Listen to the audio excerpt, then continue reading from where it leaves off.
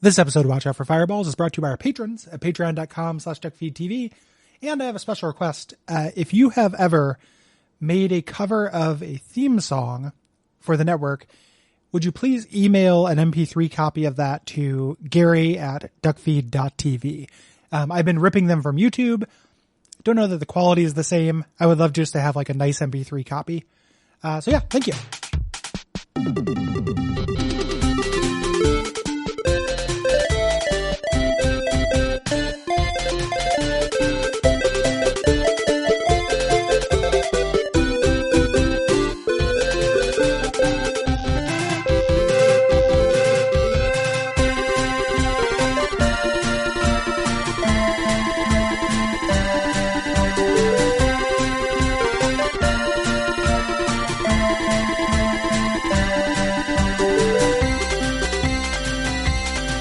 My name is Gary Butterfield. My name is Cole Ross. And you're listening to Watch Out for Fireballs dispatch episode for April 2020. Yeah. Welcome. Hey, it's April. Look at her. She's down here in the sewer with us toidles. Yeah. Yep. She's got a nerdy friend who's horny all the time. She likes the color purple and she likes the bow staff. Am I right? Mm-hmm. And there's a robot cop at one point. Yeah. Who she wants to fuck. Whereas April is very sexless. Yeah, no, she's real, she's married to her job is the thing. Yeah. She like how the turtles are married to the sewer or pizza or karate. Yes. So it is an open relationship. The turtles are in a polycule with karate. Polykarate. Polycularati. That's a community center closed down reason if I've ever heard one. Yeah, so this is the episode once a month where we read your responses to March's games. We take your questions and prompts from Patreon, and we announce next month's games. Yes. And we can get started here. Oh boy, I started that and I didn't actually have a question I wanted to go to. So did you have one that you wanted to start off with? I'm just going to kind of go through the list. Okay. I'm, not, down with all this stuff right now. So Matthew Fox says, what are your opinions on min-maxing, especially when it's a secret requirement for certain games? Finding as I get older, I have precious little patience for games that punish suboptimal builds and make progress impossible unless you're strictly adhering to a guide or build strategy. RPGs in the style of Diablo are especially bad about this. And whenever I have to start a new character, because it turns out my stats or abilities I was leveling were trash, it makes me feel a bit like the devs don't respect my time or commitment.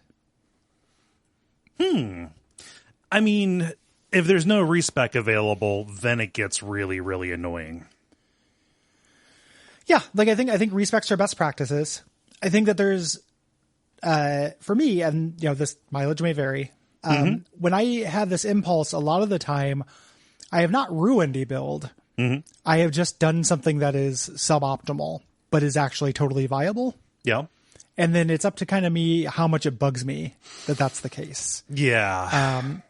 Like there are definitely games that, like what Matthew's talking about, where you have to be at the absolute top of your game. Like there's going to be a huge difficulty spike at the end of the game, and if you didn't choose everything correctly, you're fucked. But like if you take something like Fallout, just because you did not choose the correct perks, like you can get away with choosing like 3 or 4 suboptimal perks and cruise through the game just fine. It's kind of up to you how much it bugs you. So I think this can be a problem, but I think also it intersects with a gamer psychographic thing about not wanting anything to not be as good as it can. Yeah. And that, separating those two things out can be kind of tricky. Yeah, I can see that. I also think that, there's a real kind of variance here depending on how much control you have over your party, if you have a party, because generally in a game with a party, if you fuck up your build, you do have people that will come along with you who can kind of shore that up. And if the game is taking more control over their growth, then, the game is going to be less apt to put itself in a corner that way. Yeah. Yeah. Yeah. Yep. Yeah. So it definitely, like, I don't like any kind of difficulty spike that is like you had to have not made a mistake 6 hours ago. Yeah. Or 10 hours ago or 20 hours ago. Like that kind of stuff bothers me. But unless it's an XCOM. yeah. Well, even then, like, I don't think it's ideal. Right. To fuck yourself into a corner like that. No. But yeah. I think a lot of these things, like I think about, because this coincides with rigor a lot, which is something I appreciate in games with builds. But like I got, you can get through like my favorite games that have this kind of thing, like Divinity Original Sin 2 or something like that. And you can get through that with a suboptimal build. Like you have a limited number of mistakes you can make. You can't just go willy nilly and just build randomly, but you can make some mistakes. And I think that's the sweet spot for me, because I want to feel smart and good when I make the right choices as well. Yeah. So, just having everything work is a little bit too lenient for me for this kind of thing. Yeah. Yeah. I'm going to move us on here to Marcus, who asks, how much has multitasking affected gaming? Not in-game, but out of it. Like having little kid energy to marathon an RPG in the summer versus playing it with a podcast or music going on when you're going through a dungeon or random encounters. Yeah, like I can only speak to this personally for me. But I feel like I had my time with listening to a podcast and playing games, but as I've gotten older, I have less time for podcast games, and I'm not as interested in stuff that I don't focus on. Yeah. Like I will play a game on the exercise bike or what have you, from time to time, but I do not like playing a game that I think is boring and throwing out a podcast. Like good podcast game has become a really damning thing for me personally. Yeah. And I'd rather just be engaged fully. Yeah. For me, any game is a podcast game. If you put a podcast on while you're playing it, and you just ride that pause button. So generally I've not found that to be too deleterious, especially with subtitles and things like that. There will be, long stretches of a game that I, where I turn the podcast off, especially if it is heavily audio, focused, heavily audio intensive. But yeah, I don't find that it hurts at all. And I don't find that it's like necessary to engage in stuff. It's just, I like listening to podcasts or audiobooks generally. As far as like multitasking and stuff goes, like the thing that will harm me is having a phone with Twitter on it nearby, or having a phone with like news alerts and things like that. Like anything that draws exclusive visual focus for me is going to be a real problem and actually slow things down. Yeah, I tend to put my phone in the other room. Yeah. Like when I'm sitting down to game. Yeah. So, but I've not always been that way. I used to always listen to music or podcast while playing video games. It's like it's a relatively new thing. I don't like it, so I understand it. Moving on here to Mark Mahler, different Mark. Aside from Final Fantasy Tactics and XCOM, what are your favorite strategy/tactics RPGs? I just did another run through XCOM after listening to the episode, and XCOM 2 right after, and now I'm jonesing for another hit. Love the episode, by the way. One of my favorite parts of WoF is playing along with the show or getting excited to revisit a game after hearing you both do a deep dive on it. Honestly, one of the things I most look forward to lately. Thank you. Thank you, nice. Mark. Thank you. Yeah. This is going to be more of a you thing, because Final Fantasy Tactics and XCOMs pretty much describe not my entire experience with this, but like those dominate it so much that it's hard to think of another one that I would give a full-throated endorsement to. Yeah, we did Dragonfall. I think the new Shadowrun games fall under this category. 100% worth your time and very good. Divinity Original Sin 2 is essentially a tactics game. Yeah. And is phenomenal. And then also something that I would like to get on the show at some point. We don't know when it would fit in the schedule, but like I've really been jonesing for a StarCraft 2 replay, which is not tactics. That's real-time strategy, but that campaign is extremely fun and varied and like joyous. It doesn't have the rigor of Final Fantasy Tactics or XCOM, but it does have a little bit of that kind of iterative flavor of like building a strategy and then restarting. Kind of thing. I think is very fun. One that I've had very good experiences with in the past, but I don't know that I would have the patience for today, is the original Disgaea. I've never really messed with any of the like later ones, but the system there with the different colored tiles on the map and the way that those amplify each other and stuff is actually really interesting to me. That game is like a real example of like a great system with the worst flavor. That's the thing. Yeah. That I think a video game can have. It's so horrible. Like it's all titty demons. Yeah. Like it's so bad. And they made so many of those. Yeah. Wow. So that is the part that I think would try my patience, because I don't want to, again, full-throated endorsement. I don't want to say, hey, go play this actually really interesting statistics and tactics driven game, but try to ignore like the story parts or whenever anybody talks or whenever you see images on the screen. As long as there's no words or images, it's good. Yep. Like play this in an Excel spreadsheet and it's good. I like the first one of those quite a bit as well. Into the Breach. Oh yeah, if you haven't played that. Yeah. That's a great like little bite size version of this. Really good. And then like also just same kind of thing, but like Slay the Spire is basically a strategy game. It's a deck builder, it's a roguelike, but it is about strategy. Yeah. Turn-based strategy. So it might hit some of those same bits for you, even though it's not, unit tactics. And then obviously like, Tactics Ogre, Let Us Cling Together, Gene Dark is fun. Oh yeah. And good. There's other ones that are just explicit. You said good things about the launch, the launch period, 3DS game. Ghost Recon. The Ghost Recon, strategy game. Yeah. That game is good as well. Yeah. And you can get it on 3DS and it shows up on sale all the time on the eShop. Yeah. So yeah, all good games. Yeah. Nice. Yeah, it is a wide and diverse genre. Let me see here. Mark has another question. I'm just going to do it because I think this will be quick. Have either of you tried the Baldur's Gate Switch versions? And do you have any thoughts about old PC games hitting the Switch with new control schemes? Seems like the more modern version of the Scum games getting remastered for Vita, etc. a few years ago, which I was pretty high on too. Any old PC games you think should or should not make the jump to handheld? For example, would OG Deus Ex for Switch be a thing worth doing? Yeah. That'd be really fun. Yeah. You could easily do that. It would take a lot of adaptation, but they did Human Revolution for Wii U, and that's a streamlined version of it. It would take additional streamlining. Like it would have to be like a new remastered version, but that would be cool. And there is also like, up until I feel like this console generation, there was a huge dearth of like PC like experiences on consoles. Yeah. Like pre-DS or even post-DS, like up until really the Switch, I was like, I would search for like, I would like to play a Western RPG on a portable system. And they'd be like, how about Sonic the Dark Brotherhood? And I'm like, well, go fuck yourself because that's not what I meant and you fucking knew it. Stupid Google. That's your problem. You use stupid Google. You didn't use regular Google. I should use Smart Dogpile, the Chad Dogpile to the Virgin Google. To the Galaxy Brain web crawler. Yeah. I have played a little bit of Icewind Dale on the Switch, but not a whole lot because it doesn't have autosaves. Oh, shit. So I made all of my guys, and then something happened, like I put it to sleep and I ran out of power, and I had to start character creation over again. I just have not gone back to it. So it's on the list. I'm looking forward to going back to it, but I have not played it.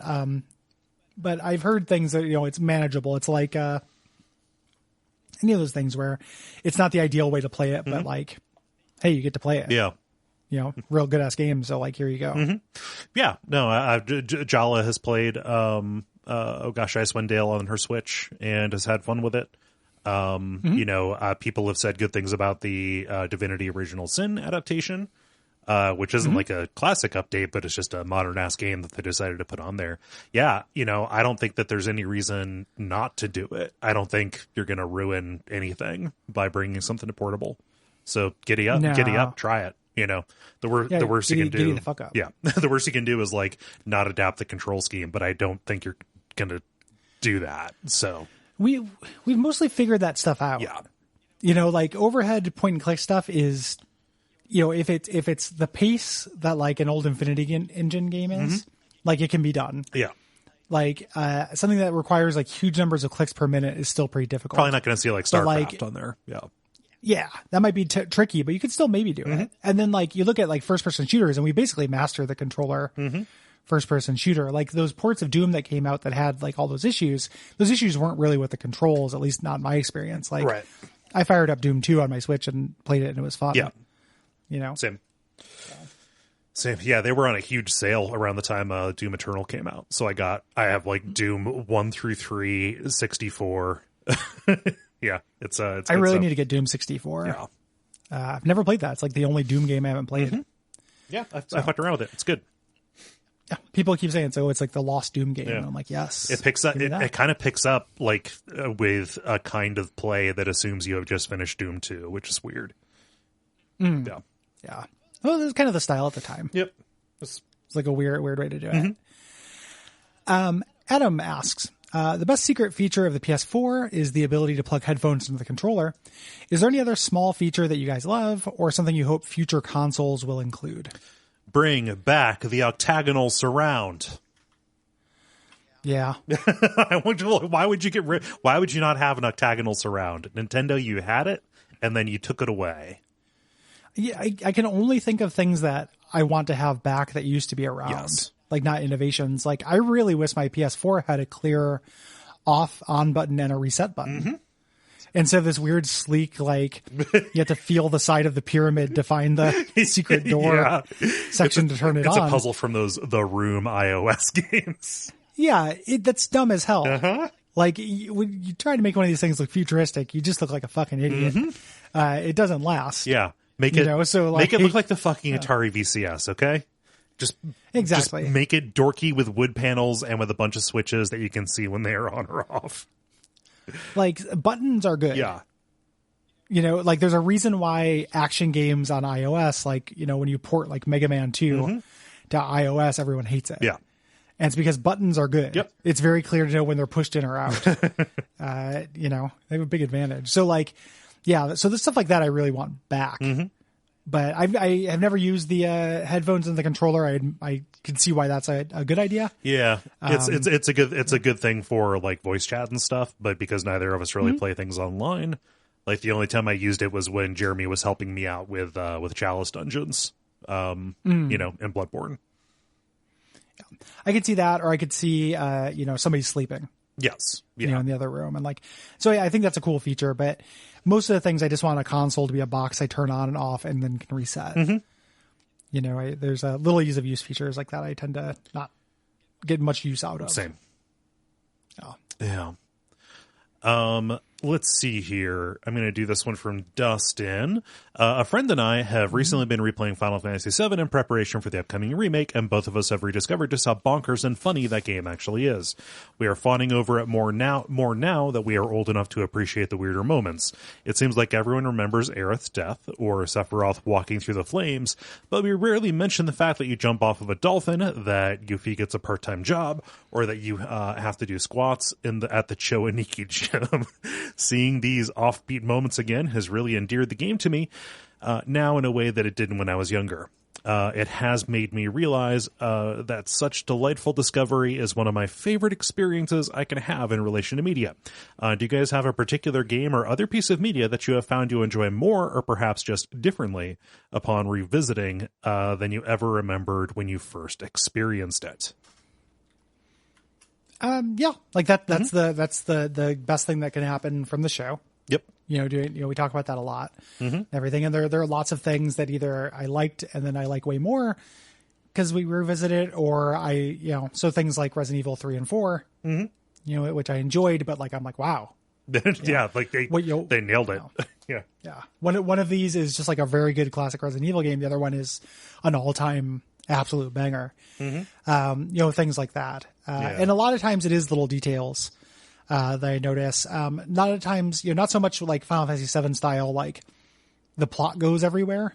Kind of things. But like, we did Half-Life 2, and it's like, oh, like every time I'm almost out of ammo, I find some. That's pretty cool. That feels good. Yeah. Getting a little bit more, having seen more games, and learning a little bit more just by osmosis about game design, really getting to appreciate kind of the invisible aspects of it is something that has changed my enjoyment of some games, and I think more often than not actually diminished my enjoyment of things that I used to really love. because you can see Oh, yeah. kind of the places where the ends don't quite meet, you know? Oh yeah. Yeah. Yeah, absolutely. Like, I am very curious. Like, when we revisited Final Fantasy VII, like, I was into it. I liked it.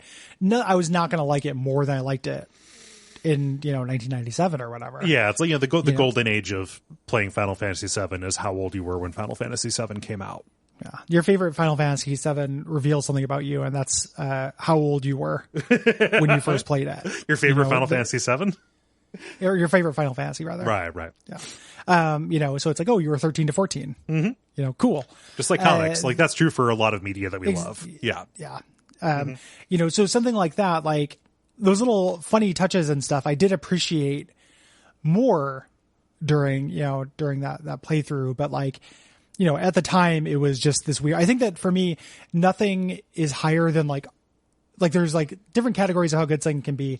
The second highest one is, like you can't even, unassailable. Mm-hmm. And that's where Final Fantasy VII was for me, because I was like, love Final Fantasy VI, and it was this brand new thing. Mm-hmm. And then the secret S rank thing is like where Resident Evil 4 is, where it's like, yeah, this was amazing when it came out, and it gets better the more you think about it. Mm-hmm. And that's a really great feeling. Yeah. So. Something that has been like specific for me, is that, as I've gotten more into music in general, both you're just like playing it and just kind of appreciating it. There are older games that I've gone back to, and it's like, you know what? I never noticed that the soundtrack in this was actually really, really good, but now I have the ears to hear it. Like, that's something that I always knew that the soundtrack to Breath of Fire 3 was special, but like doing that streaming series on it is like, yeah, this soundtrack is like 100% bangers. Yeah. Yep. Yeah. And that's a good feeling too. So yes is the answer. Yeah. The long answer to that. Yeah. Dan says, any current theming, style, or period of game that you're really into at the moment? For me, I'm down a rabbit hole of 80s nostalgia and synthwave, so I'm way into the Far Cry, Blood Dragon, etc. Additionally, on the Whipfest YouTube series, Gary is at Levi, who says Whipfest at the end of the intro. Mm-hmm. That is my friend John Wolf, old friend from Illinois who is in the band scene, who I miss very much. No. What aesthetics are good right now?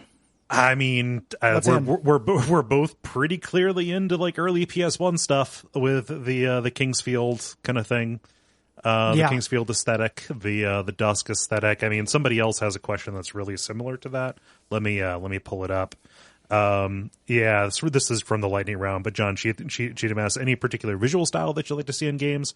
I've enjoyed the return to the late 90s eras of games for games like Dusk and Haunted PS1 Demo Disc, for example. That is probably currently my jam of things that I appreciate. Like, mm-hmm. I bought like a bundle of low poly models off of Humble just so I could like look at them. Mm-hmm. It's like literally just a bucket of assets. I'm like, oh, that's cool. It's a weird thing for me, because I feel that completely with Kingsfield and environments and stuff. I don't feel like, I still resist the main character or like avatars looking good in that kind of thing. Like, I love it in Kingsfield because of monsters and hallways.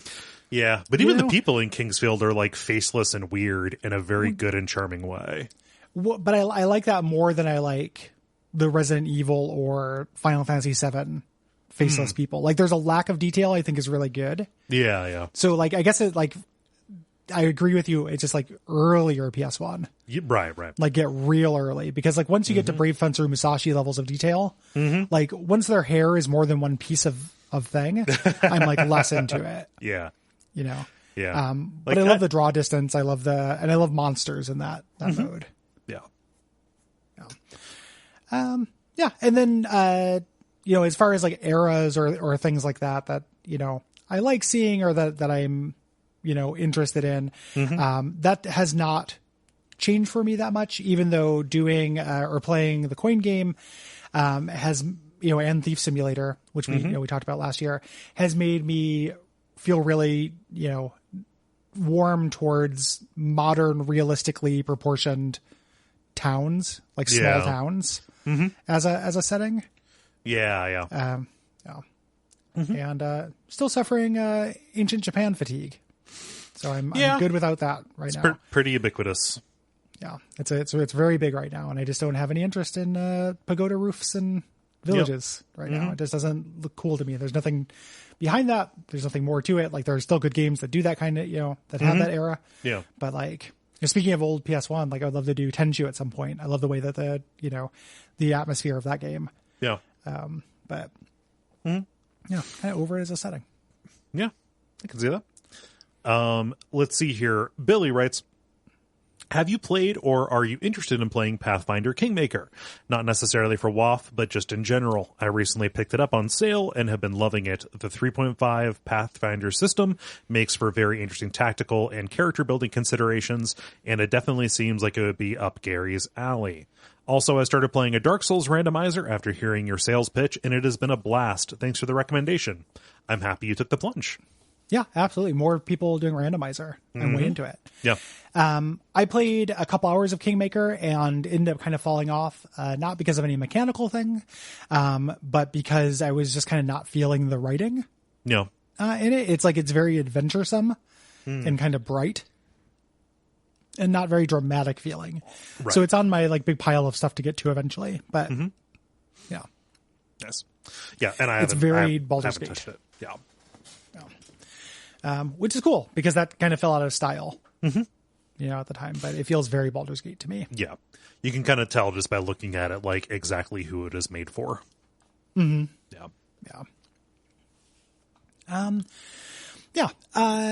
Let's see. Jack says, I recently finished or listened to the Fallout 3 episode and inspired this question. What are your personal ideals for what food should be in video games mechanically? Are you intrigued by hunger mechanics? Should food even be commonly used as a healing item? Should it have some good, albeit minor, storytelling purposes, as it does in Dishonored, where it communicates class dynamics? I like food in games. Like, a hunger mechanic that is out of place is dumb and not very good. Yeah. But I'm generally down with it as, like, world building. Yeah, I like it as world building, like seeing food around. Absolutely. See, anytime we've ever fawned over a dining room table covered in rotten food. Yes. An abandoned meal. Tells a lot, which I like. And then I like food, like there's a kind of like fetishization of cooking kind of thing that I'm less into, like a Final Fantasy 15 Breath of the Wild kind of thing. And I like it more when it's mechanical. Like the thing I liked about cooking in Breath of the Wild was getting certain kinds of stat boosts from it. I didn't like watching the animation to make like pretty food that I would want to eat. Right, that has no appeal to me. There's no fantasizing about food. Right. For me. Yeah. But I always get a laugh out of like, Omni Grufflin hot dogs out of the garbage and shit. I think that's real funny. Yeah. Or just when it results in like something from Legend of Grimrock 2, where you fight after the end of the like major boss fight, the entire rooftop of the castle is just covered in steaks because you killed a bunch of the wargs that are sent after you. Yeah. Just or like the desert battle where it's like we fought for 3 days. Like it was just we had many meals over the course of this battle. It was like a Roman era siege. I think that's real fun. So yeah, I'm into it. I think like a really strict like starvation meter kind of thing can be obnoxious. Yeah, but I even like the way that it works in like Snake Eater, right, where you're foraging and you have to like find the right things in order to keep your endurance meter up. And the way like endurance plays with health, and that is really interesting as well. Yeah, that's a good example. Yeah, it just has to be used right. Agreed. Yeah. We like it when it's good and dislike it when it's bad. Yeah, that's what it boils down to a lot of the time. Let's see here. Is this one me? This is you. Yes. Beatrice writes, I finally beat Getting Over It a few days ago. Weirdly satisfying and a supremely unfun experience that happened to be coincident with my reading Manifesto, edited by Marianne Cross. I was struck by the fact that rarely in video games are there, quote, movements formalized in the same ways that we find in other media, say 12-tone composition in classical music or Dada in painting. Bennett Foddy seems to advocate for such a movement with his disposition for bitterness, and I was wondering if you think that other games or designers proposition similar such theories or artistic ideals in their work. If not, why don't games have these formalizations so prevalent in other mediums? That is a very good question. Yeah. That I'm not totally sure I'm equipped to answer. Like, it feels like a big answer. Like, I would take some not extemporaneous podcasting and some like real reading. Yeah, I mean, it's a very academic questions, and it would take more research to answer with confidence, to answer in detail with confidence. I think that with, my gut answer on this, and this is going to be overly broad, is that because games can have such a wide gamut between them, that like genre actually, affects the way you interact with it, as opposed to just what it is trying to get across to you. I think that very wide array of possibilities kind of stops people from going to the same particular well. That, and because there's, outside of the indie space and outside of a couple of particular, big studio creators, there's not really an auteur theory where somebody can bring to bear an entire idea across their body of work. And oftentimes what we get is defined by market forces more than anything else.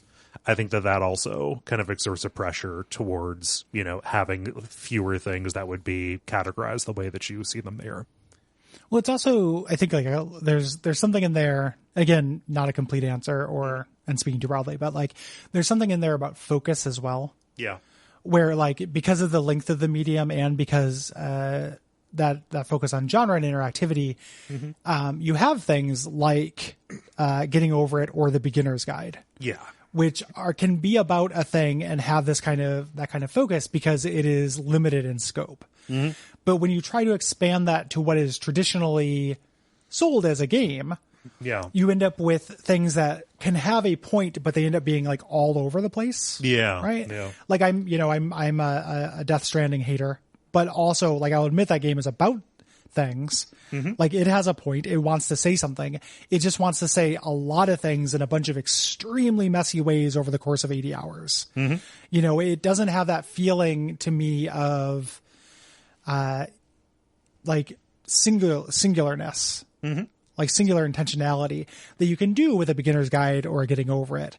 Yeah. Something that is, a minute, a bite, like something that is tends to be more associated with mediums that are, not only not interactive, but also tend to be shorter. Yeah. Like adding filler to something to make it a video game is a really good way to lose focus and lose message. Mm-hmm. Like you can take, like when people talk about, what Final Fantasy VII is like about, right? I can buy that it's about those themes, but in between all of those things, there's just endless tappa fights. And the new one, there's endless, character action fights. Mm-hmm. Like there's always going to be padding that interrupts theme. Like there's, it's a delicious steak. And then you just add like a whole lot of rice to it to make it to feed a lot of people. Stop describing my dinners.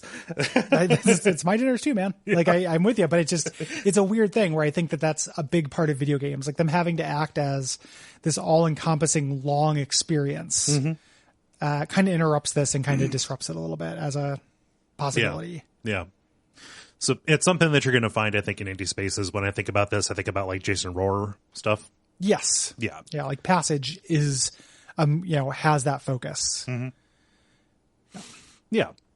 Whereas in music, you've got a song, and in painting, you have a painting, and it can be iterated upon, and it can be different views of that same theme as opposed to a longer experience that, it has to be padded out because of market forces. People are not going to pay a lot of money for something short.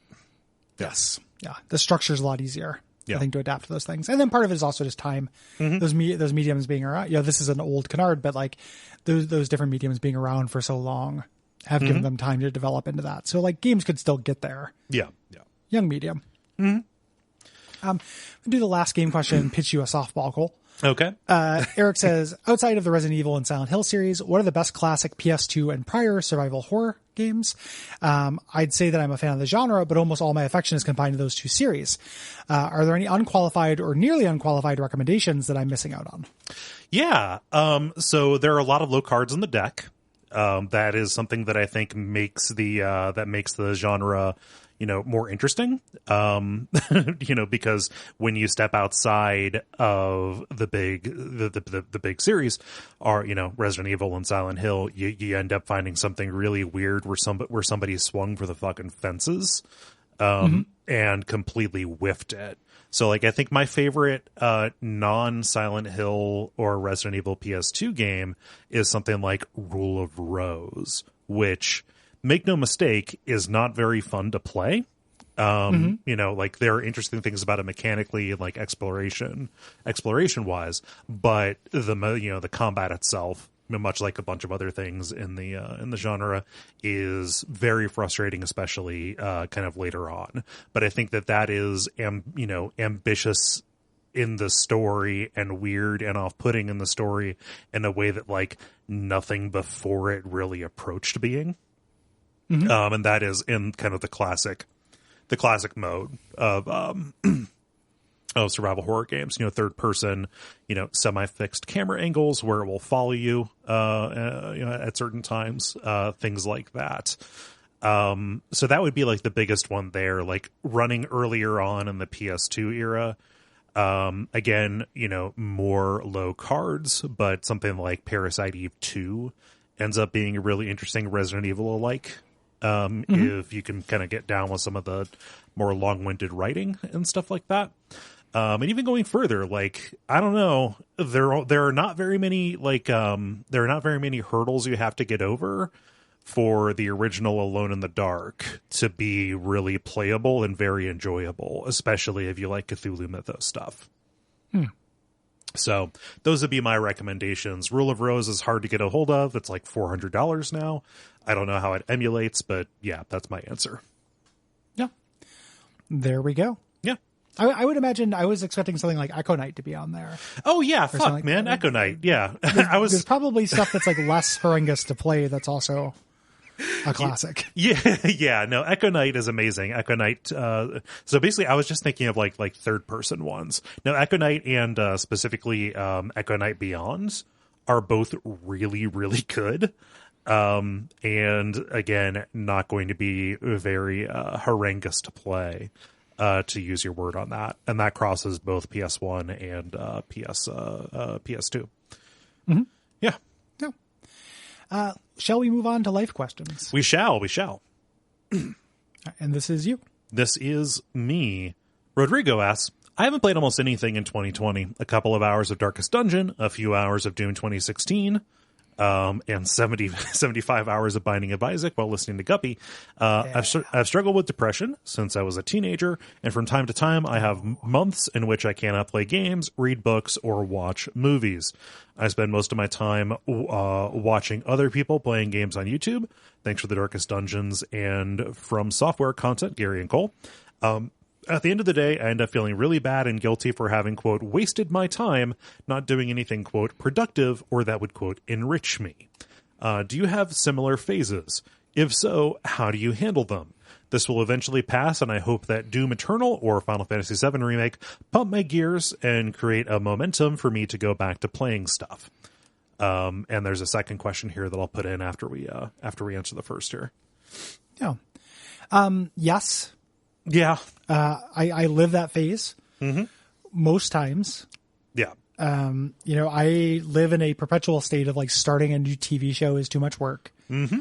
I still haven't watched Better Call Saul because it just is off-putting to get to know new characters. Mm-hmm. And I'm like, I should do a rewatch of Breaking Bad first. And then you get paralyzed. And I also end up watching a lot of YouTubes or just browsing Twitter and throwing away my day. Yeah.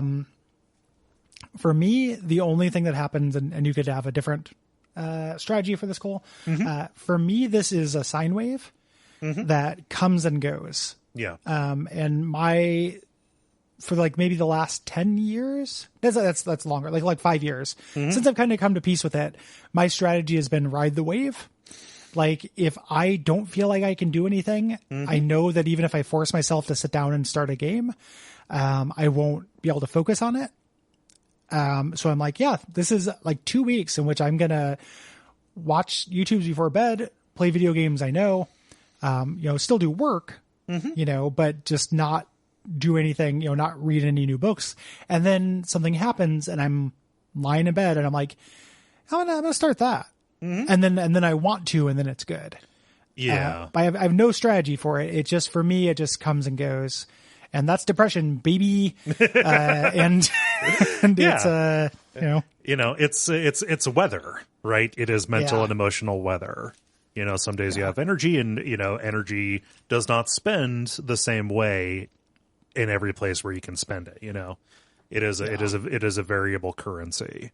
Yeah, that's the case for me too. And for me, the thing where it becomes worrisome. First off, if you can think to be worried about it, you're probably self-aware enough to be fine.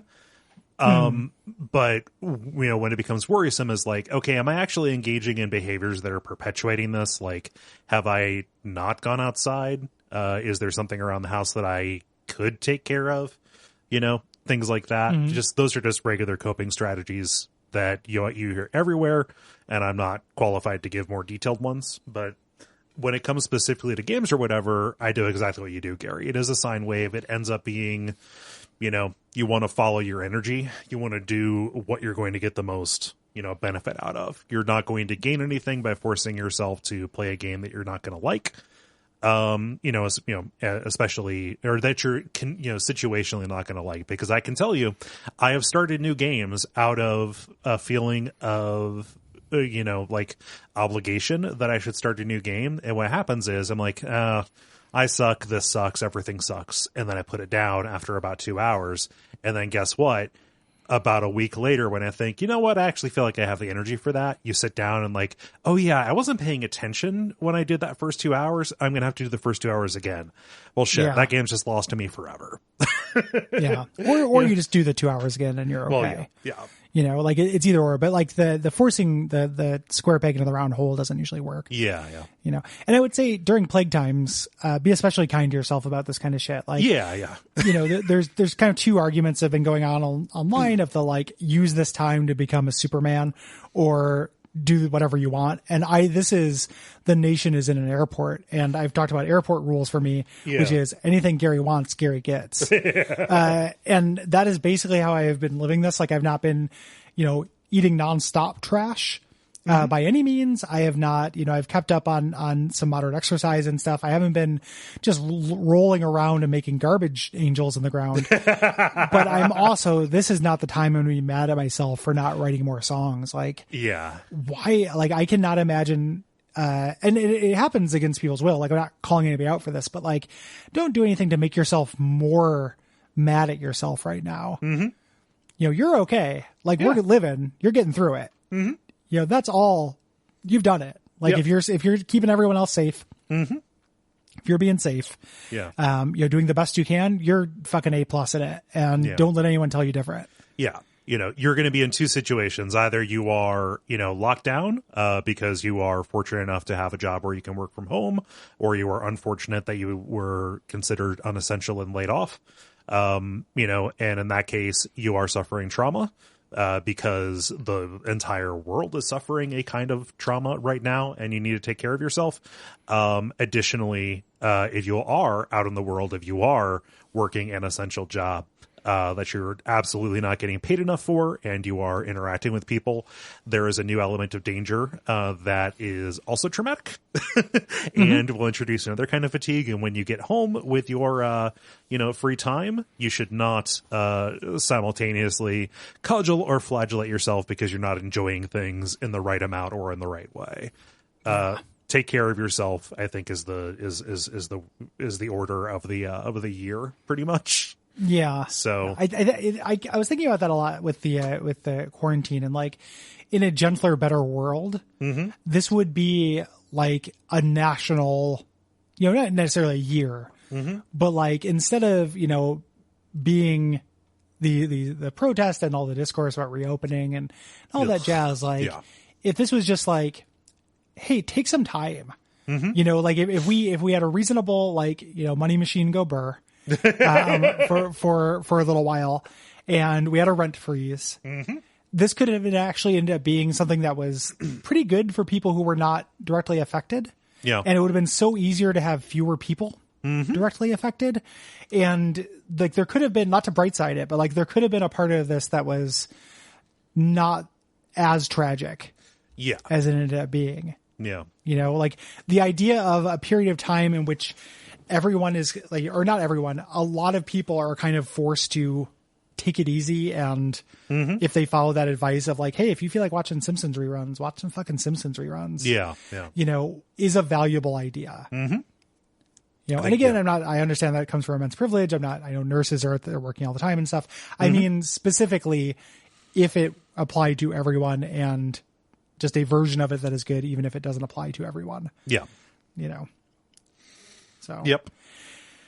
Yeah. No, but the capitalism machine needed blood. So, so we got $1,200 instead. Yeah. And landlords are contacting the IRS under tenants' Social Security numbers to see if they've gotten their payment yet. God, I want that story to be followed. I want to see that person get thrown in fucking jail. That landlord specifically. Yeah. Yeah, it's a bad landlord. Fucking ghastly. Call me crazy, but I don't think you should be able to make a living of having bought some property. Yep.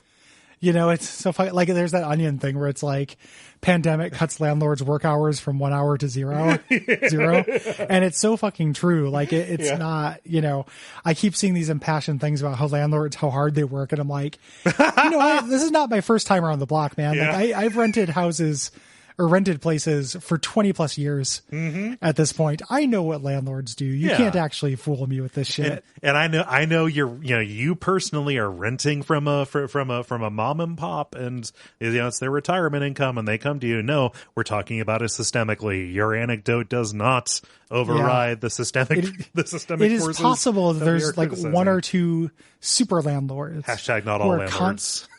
Yeah, hashtag all landlords. Some of them are going around like fixing every problem and are working 40 hours a week owning a thing. You know, but I think that pretty rare. Yeah. Statistically insignificant as a thing. Yeah. So. What's the second part of this question? The second part of this question, if I can sneak in a less sad question here, what kind of tabletop RPG do you both enjoy besides the ones covered in MIMP? Are you into crunchy math games or more rules light narrative games in the vein of what the new school of small press RPGs are going? I don't really play tabletop RPGs. I just read source books, so I'm going to leave this to you, Gary. Yep, answered this a couple times before, but I'm always happy to answer it. I like a balance personally. I like both. I think that like the rules light uber alles kind of thing is a little bit annoying to me because I like rules. I like tactics. So I do like Dungeon World, which is the most popular. One of those. I think that is fun. It has a little bit of like character build crunch to it. And then my favorite crunchy game is called Iron Kingdoms. And I have played a few other ones recently. We've been demoing systems and I haven't found something that takes the cake on either of those. Right. Kind of metrics. Yeah. Like we played things that have been fun. Like we played, like Frag to Turnham. Okay. As a name. And that's fun. Like it's a good system and stuff, but I don't like it as much as Iron Kingdoms. Yeah. You know, like it's still good. It's not as good. Yeah. So those are the two that are my favorite, but I've been trying a lot of things, just nothing worth telling anybody else about because it's hasn't been phenomenal. Yeah. Back in the day when I played, by which I mean in high school, pretty much everything we did was like third edition, 3.5, and then just a smattering of just, blank D20 kind of stuff, D20 modern, Star Wars D20, things like that. So can I make a recommendation, Cole? Yes. I know recommendations are bad, but we both like reference books and stuff. Since Powell is having a hard time. Okay. They put out a call for people to buy things online. And I bought the first two volumes of something that I've been looking at for forever and just never took the plunge on. Okay. Which is a series of books called Designers and Dragons. Ooh. That is decade by decade history of tabletop role playing. That go through all of the different games and companies and kind of stories behind them. Okay. I'll give you a brief description. So I'm reading the 70s one right now, which is all history of TSR stuff, but then they're going to talk about like the founding of Chaosium and all the shit. And then I have an 80s one that's going to have Cyberpunk and Shadowrun and all that jazz. They're really cool. They're well written, really interesting. And they have that reference book, like magazine appeal. Yeah, where you can sit down and read an entry. Read an entry. Lots of like pull boxes and appendixes and stuff. Like it's very wet. It's not a dry tome. Yeah. It's currently out of stock on their on Powell's website, but I will keep an eye out. They are cool. I have to get the third and fourth volume. The reason why I thought about it is because it starts with like kind of a history. And one of the things they talked about was like the big D20 revolution, which was like definitely a thing. I remember when like everything was just D20 this. You know. Yeah. So, that was the era when I was most active in that. Paul Duffus, who I want to congratulate for having a Tim and Eric ass name, says, Anthony Kiedis calls and pleads with you to join the Red Hot Chili Peppers. The payday from the resulting album and tour will mean that you never have to work again. However, the one condition is you have to take it seriously. The whole endeavor must be in earnest. Do you take him up on the offer? Do you think you can pull it off? I would do a lot of things to never have to work. Like, and I would still work and then just give money away. Yeah. But I couldn't take it seriously. I'm too bad at lying. And I don't know how to pretend. Yeah. So I couldn't do it. I mean, so let's define take it seriously here. Do you take it as seriously as everybody else in the band? Because I don't think they're taking it very seriously. I think that they like the music they're making. I think they look cool. I think they think that these are good songs about good subjects. I think they think these are good chord progressions and good song structures. Yeah. That's what I think of with taking it seriously. Like, you have to believe in the art. Yeah. No, I can't make myself believe in something that I don't believe. I'm not just, I probably couldn't do it. If this was just if it was just a question about like, oh, I've got to work with these assholes. Sure. And like, oh, I've got to live, I've got to like be on a tour bus with them and whatever. That would be bad enough, I think, but I could probably do it. But if it involves needing to buy into it wholly, then I don't. Yeah. I mean, that would be the thing. I would go in and they would look at me and say, "You're not really doing this." I'm like, "Yeah, I can't lie," and then we just waste everybody's time. Yeah. Like, I would do way more horrendous things if I didn't have to be genuine about it. Like, I would do that tour and be the guy who empties out the like tour bus toilet and cleans that for a year to never have to, or for a tour to never have to work. Yeah. Again, but I wouldn't have to pretend to enjoy it. Like, yes, sir, Flea. Like, please, I'm honored to accept your waste. Like, I couldn't do that. And you don't think that by being part of the apparatus, by so maybe if I'm part of the mob, I can steer it towards wise decisions from within. Do you think I'm going to get Anthony Kiedis to write better lyrics subtly by cleaning his toilet in certain ways? I think so. Just leaving better songs. Maybe his output since the 80s or whenever they founded is the result of just like low level sepsis. Yeah. Has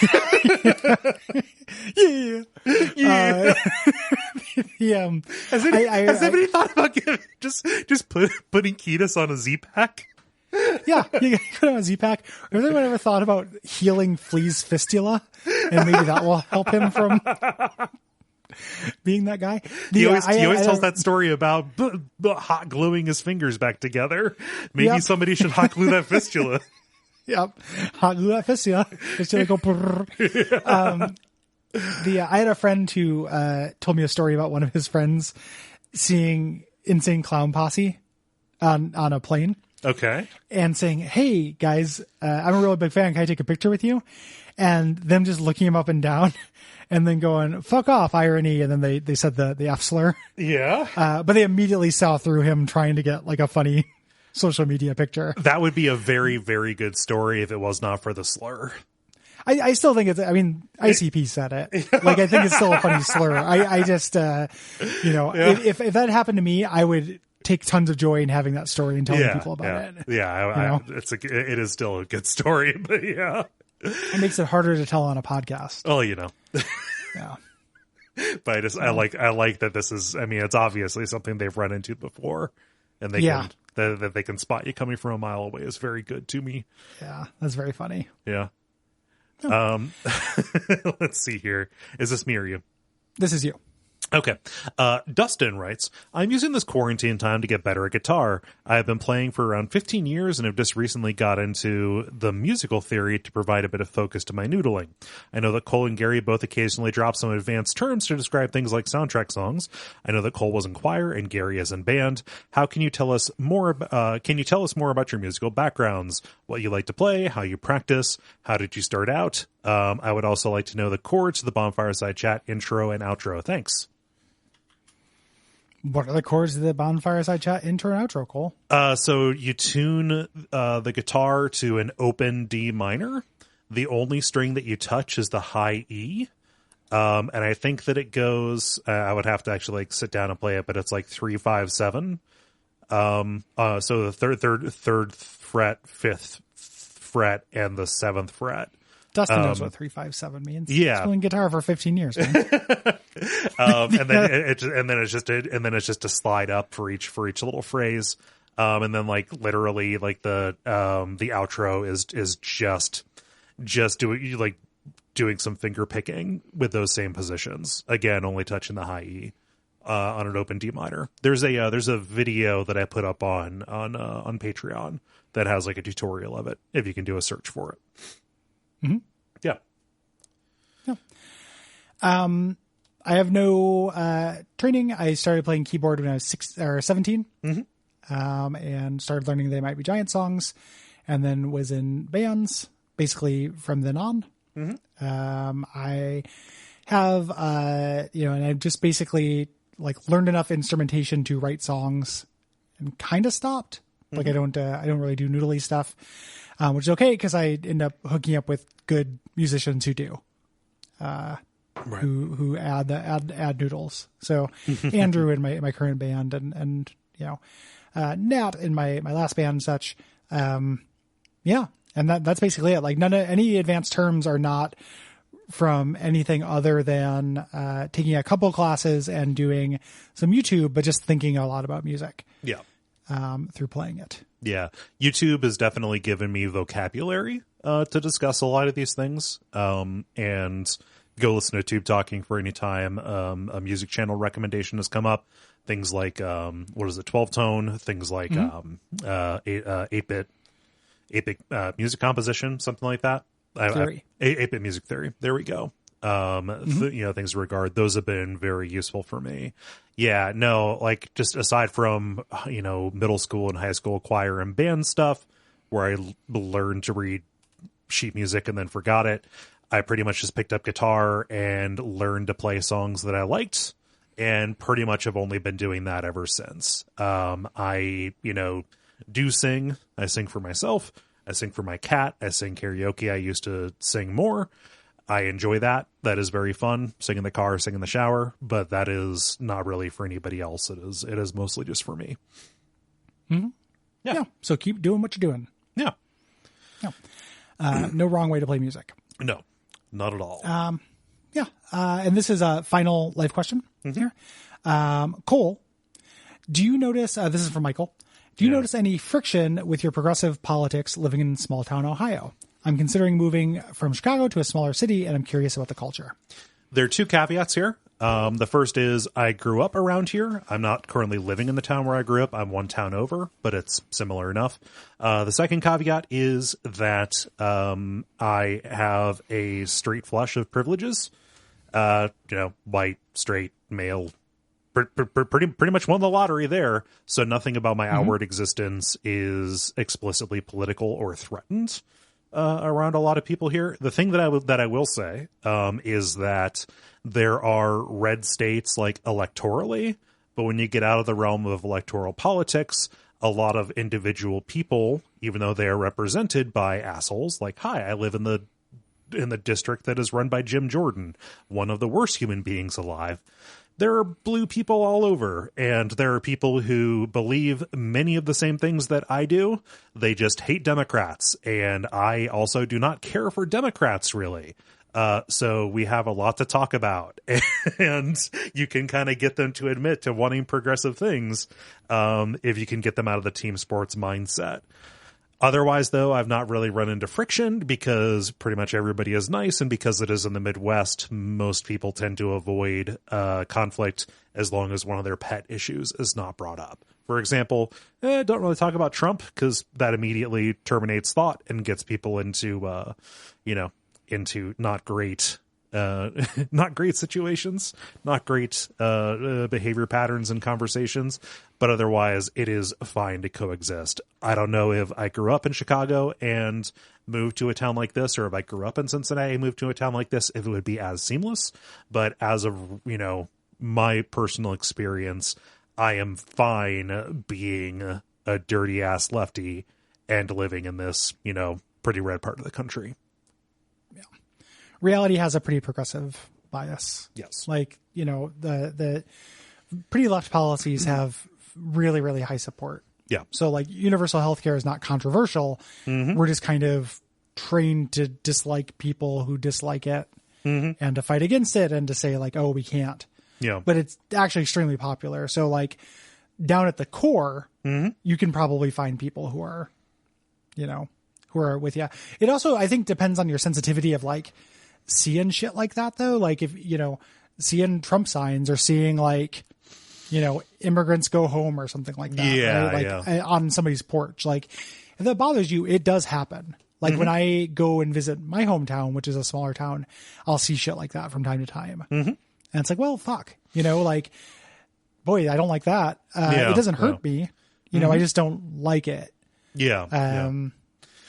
Fortunately, like the only Trump sign I've really seen here recently has been like way out in the country, like over in Loudonville and stuff. Like around like here in my town, it's usually just like really local people, where the partisan divide is not necessarily a split. And like in my neighborhood, there are Bernie signs. Yeah. So, but yeah, it depends on individual sensitivities and stuff like that. But like, you're probably not going to meet the person who has that sign up. So, totally. Like it just, just being around it. Yeah. No. Like that can have an ambient effect. Yeah. But it's not, most people don't actually like engage with strangers about politics very much. That's the thing. Which is great. Yeah. Yeah. Which like, why should you? Right. It's a horrible idea. Mm-hmm. Moving on to the lightning round. Yeah, we got some lightning round stuff. Do we do this last, or we do media questions last? No, we do lightning round last. Okay. Yeah. Let's do media questions. Yeah, let's do some media questions here. Let's see here. Todd writes, this question is mainly for Gary, since you talked about revisiting Shadowrun Hong Kong and ideas for future Shadowrun games. Have you tried any of the user-generated content? I know you probably don't have time with your workload for the show, but if you're looking for more Shadowrun, there's 3 loosely connected campaigns by the same author, Antumbra Saga, Caldecott Caper, and Calfrey in Chains, that are all extremely well written, well designed, and steeped in Shadowrun lore. And they touch on some of the themes that you mentioned wanting to see in Shadowrun campaign, like Tyr Terngir and the entertainment industry. It's maybe not on the same level as Dragon Vault, which might be my favorite game of all time, but I'd put them right up there with Hong Kong. You played any of those? That's Gary? awesome. No, I have not, but I really appreciate the guidance. Yes. Because that sounds awesome. Mm-hmm. And I was definitely, after Dragon Vault, I was still very hungry for, I immediately, chugged Hong Kong. Mm-hmm. So that's awesome. I will check those out. I see the Caldecott Caper and I think, so is it a young adult? it's a heist on an elementary school. Yeah. That's a Beverly Cleary is my runner name. They call me Super Fudge. Yeah. That's awesome. I'm looking forward to those. This is the year of mods for Gary. Like Gary likes fan made content now. Yeah. So can fan fiction be far behind? Yes. Yes. Like 1000%. But in video games, I can dig it. Yeah. Nicholas says, remembering the Watch Out for Fireballs of yesteryear, Breaking Bad was a big talking point between the two of you. I love the enthusiasm about it, but I don't ever recall you bringing up Better Call Saul. What are your thoughts on it? If you watched it, personally, I think it surpasses the quality of Breaking Bad. I watched season 1 and then put it down, not for any reason, just because, life. See earlier when we talked about it getting a lot harder to get into new shows and learn new characters. Yep. Same. Yeah. Almost exactly the same. For a long time, Cole and I have bandied about the idea of doing a Breaking Bad podcast. I think we'd both really enjoy it.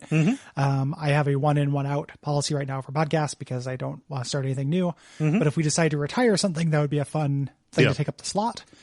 And then if I did that rewatch, I think that show would probably continue into Better Call Saul because I'm really excited to play it or to watch it. Just, no, bingeable TV is dangerous for me. Like I don't like it. I don't like the starting a new series and being able to watch 7 episodes in a day. Yeah. It's not, it doesn't feel good to me. So yeah, no, but the stuff that I saw in season 1, I don't know how much they continue with Saul's brother. I think Michael McKean. He's a major character. Yeah. Throughout, But yeah, Michael McKean's great. I love him as an actor, and his character that he plays, and specifically the electrosensitivity angle to that was really engaging. But yeah, just dropped it for basically no reason. Yeah. Sorry to disappoint. Yeah. Michael writes, I'd be curious to know how you expect the dialogue on video games to change as we move through the pandemic. Already, the New York Times is writing about professional streamers. Game companies are becoming increasingly present in general media for their outreach to consumers. Will this be the turning point that finally stops the video games are for losers and violent people discussion? I haven't heard that discussion a lot very recently. Yeah, I feel like that discussion has been gone for a while. Yeah. Not totally gone, but it's been minimized and stuff. I have no idea what it'll be like after a pandemic. There's definitely, people doing video game streams, people doing virtual tabletop, things like that. I think that this is definitely going to have hey, leaving your house is more optional than we ever thought it was. Yeah. Kind of thing. I think it'll be like a rubber band where everybody's way into being out. But with any luck, a lot of people are going to be able to work from home after this, which is great. And offices are arbitrary money sinks a lot of the time, so that's good. I think this will affect video games as well. But I don't know if it will be in terms of respect kind of thing. I think that it's more, I don't know. People write about whatever, New York Times is going to write about professional streamers because, content and because the plague. Yeah. I don't know that's necessarily going to reach mom and pop New York Times subscriber to be streamers. Yeah. Yeah. This ninja fella seems good. I can't stream picture with this women. What the hell? Yeah. Somebody talked about that in chat on one of my streams, I think. Fuck, man. That was us. Will did it to you. Yeah, Will did it to me where we talked about Yes. his weird Mike Pence rule. Shit, all of it's running together. I think the biggest effect is going to be, basically anything that people started doing when they were quarantined, be it playing video games or watching streams or doing a sourdough or whatever. If they don't drop it out of inconvenience once they lose the time, new habits are being formed here. And, I think that generally more people are going to get engaged with those kinds of things. I don't know if it's actually going to move things. I think the bigger effect is going to be basically a supply chain concern later on.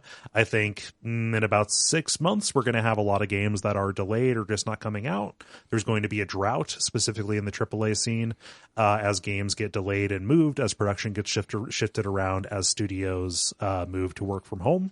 And they can no longer effectively force people to crunch. Yeah. It's going to be weird because there's that whole group of gamers who basically have that sense of a scarcity mentality with games and we talked about how unrelatable that is. Yeah. The idea of I don't have anything to play, nothing new's coming out. What do I do? And I'm I guarantee you have not played every cool game that is interesting from the last 5 years. I guarantee you haven't played every cool game that you own. Yeah, you own, or every cool indie that came out. If you broaden your perspective just a tiny bit, you'll get infinity back. Yeah. And even, every pinhole contains infinity, with any kind of media right now. So hopefully it moves people away from that mindset. Oh no, there's not a new Assassin's Creed. What do I do? Man, fucking play anything. There's so many different options. It would be really cool if this had that effect. Yeah. That supply chain thing and people just kind of being more into it. Fuck man, have you played Dragonfall? Give it a goddamn shot. Yeah. You can have better things.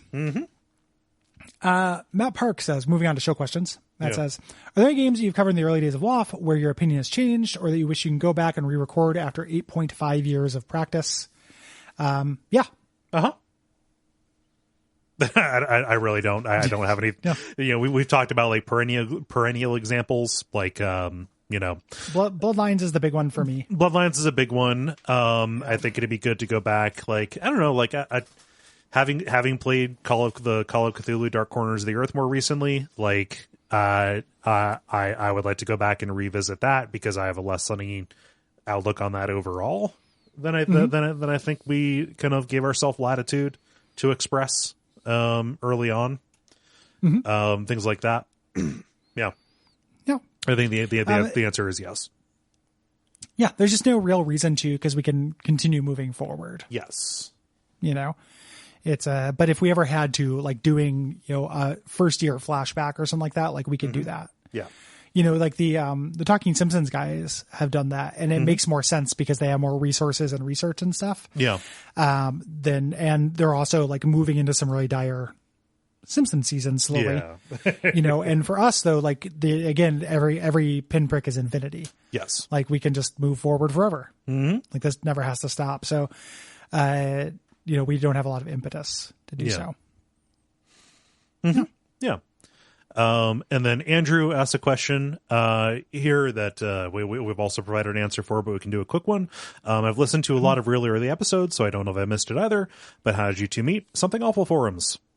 And then finally, part of that question, just real briefly, in Abject Suffering, we talked about Zombie Nation does not have zombies, but Andrew proposes that the character you're moving around, your avatar, is a zombie. But where's the nation, Andrew? Where's the nation? It's not called Battletoad Nation because you control a Battletoad.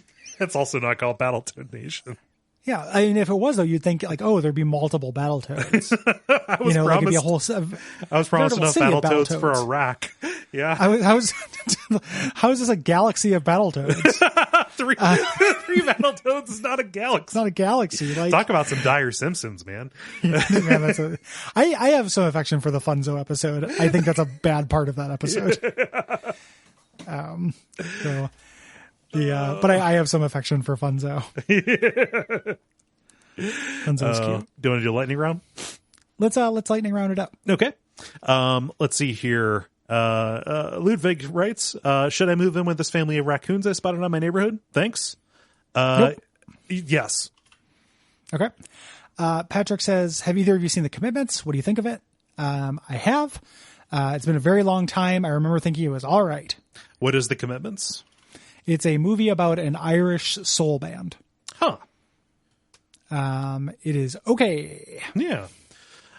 Marcus writes, for both of you, what are your comfort food games for times like these? Management sims, city builder sims, things like that. Yeah. I have been playing, more Dark Souls stuff, like old Dark Souls games. I've been playing through that Dark Souls 2 mod, which has been comfortable because it's just new enough. Right. And then I also fell back into a couple of perpetual holes. I started playing Enter the Gungeon again a little bit, and then I also bought on sale Luminous Remastered. Oh yeah, so I've been playing Luminous. Man, Luminous Remastered is really good. Man, I fucking love that game. It's one of my favorite like drop puzzlers. Yeah, so extremely good. Yeah, that's it. Yeah, we've got our topic. And the prompt is short, but I think we've got some stuff to say about it. Lucas asks us, I'd like to hear you guys discuss what makes a game's writing and lore evocative and cool versus being trite and overwrought. Why is Dark Souls good and Lords of the Fallen bad? Good lore versus dumb lore. Yeah, that's tricky. You know, but we can chat about it. I don't think we'll have a definitive answer because obviously this is very subjective. Yep. It's going to come down to taste a lot of the time. I think that there is dumb lore that can be sold with good tone, and there is good lore that can be spoiled by bad tone. I think that it is not just the content, but it's also the expression, such as in Lords of the Fallen, when your main character is screaming, "Defiance!" Yeah. Well, that's not good lore. That's bad tone and bad lore. Well, you know, I think that maybe there would have been more defined. I think a good example of what you're talking about, of kind of bad lore that is expressed in a tone that's good, and not bad lore, but so much is more like generic. Yeah. Is something like The Last of Us. Yeah. Which is a game I have a lot of affection for, but is such a pile of cliches. Yep. like, oh, like these are definitely cannibals. Like, oh, these are definitely, it's just a zombie outbreak from cordyceps, which is a cool idea. But like I had friends who were presupposing that in high school, Right. Once they found out about that fungus. Right. So like the, nothing new is going on there. It just kind of expressed with like a weight and, and a kind of like popcorn cinematic pleasure that like makes me like it. Yeah. I think that the soundtrack is actually does a lot of work in The Last of Us, as far as like the heavy lifting for the tone, and obviously the performances are all very good. But yeah, like the pile of cliches when it eventually becomes, oh yes, the true monster here is man. They're just like literally the same, the same epiphany that comes from any zombie media. See the scene in the Walking Dead comic where they're walking up and down the prison fence, puncturing every zombie's head and saying, yeah, we haven't really worried about the zombies a lot lately now that we have the governor around. Yeah. Like, we are the Walking Dead. Yeah. We know. Yes. Yeah. So that kind of ends up being like a function of expression. In the actual like writing, a good example of this, I think, and it's a game that I love, right? But like, replaying Dark Souls 2. Dark Souls 2 has worse lore descriptions of things. Yeah. Like, I think that the actual situations are all really good and cool. Yeah. But just reading an item description from Dark Souls 1, which I did a little bit of doing that randomizer, and then Dark Souls 2, you can see a little bit of this difference. And part of it is the same as any good writing, which is enticing and relevant detail. Yeah. Detail is very important to lore. So like, it is not enough just to mention the abattoir of lost souls. Like that's cool. Yeah. But saying like, the everyone who goes to the abattoir of lost souls who can survive for 9.5 days gets their wish granted or something. Like throwing a little bit of just like hook. Yeah.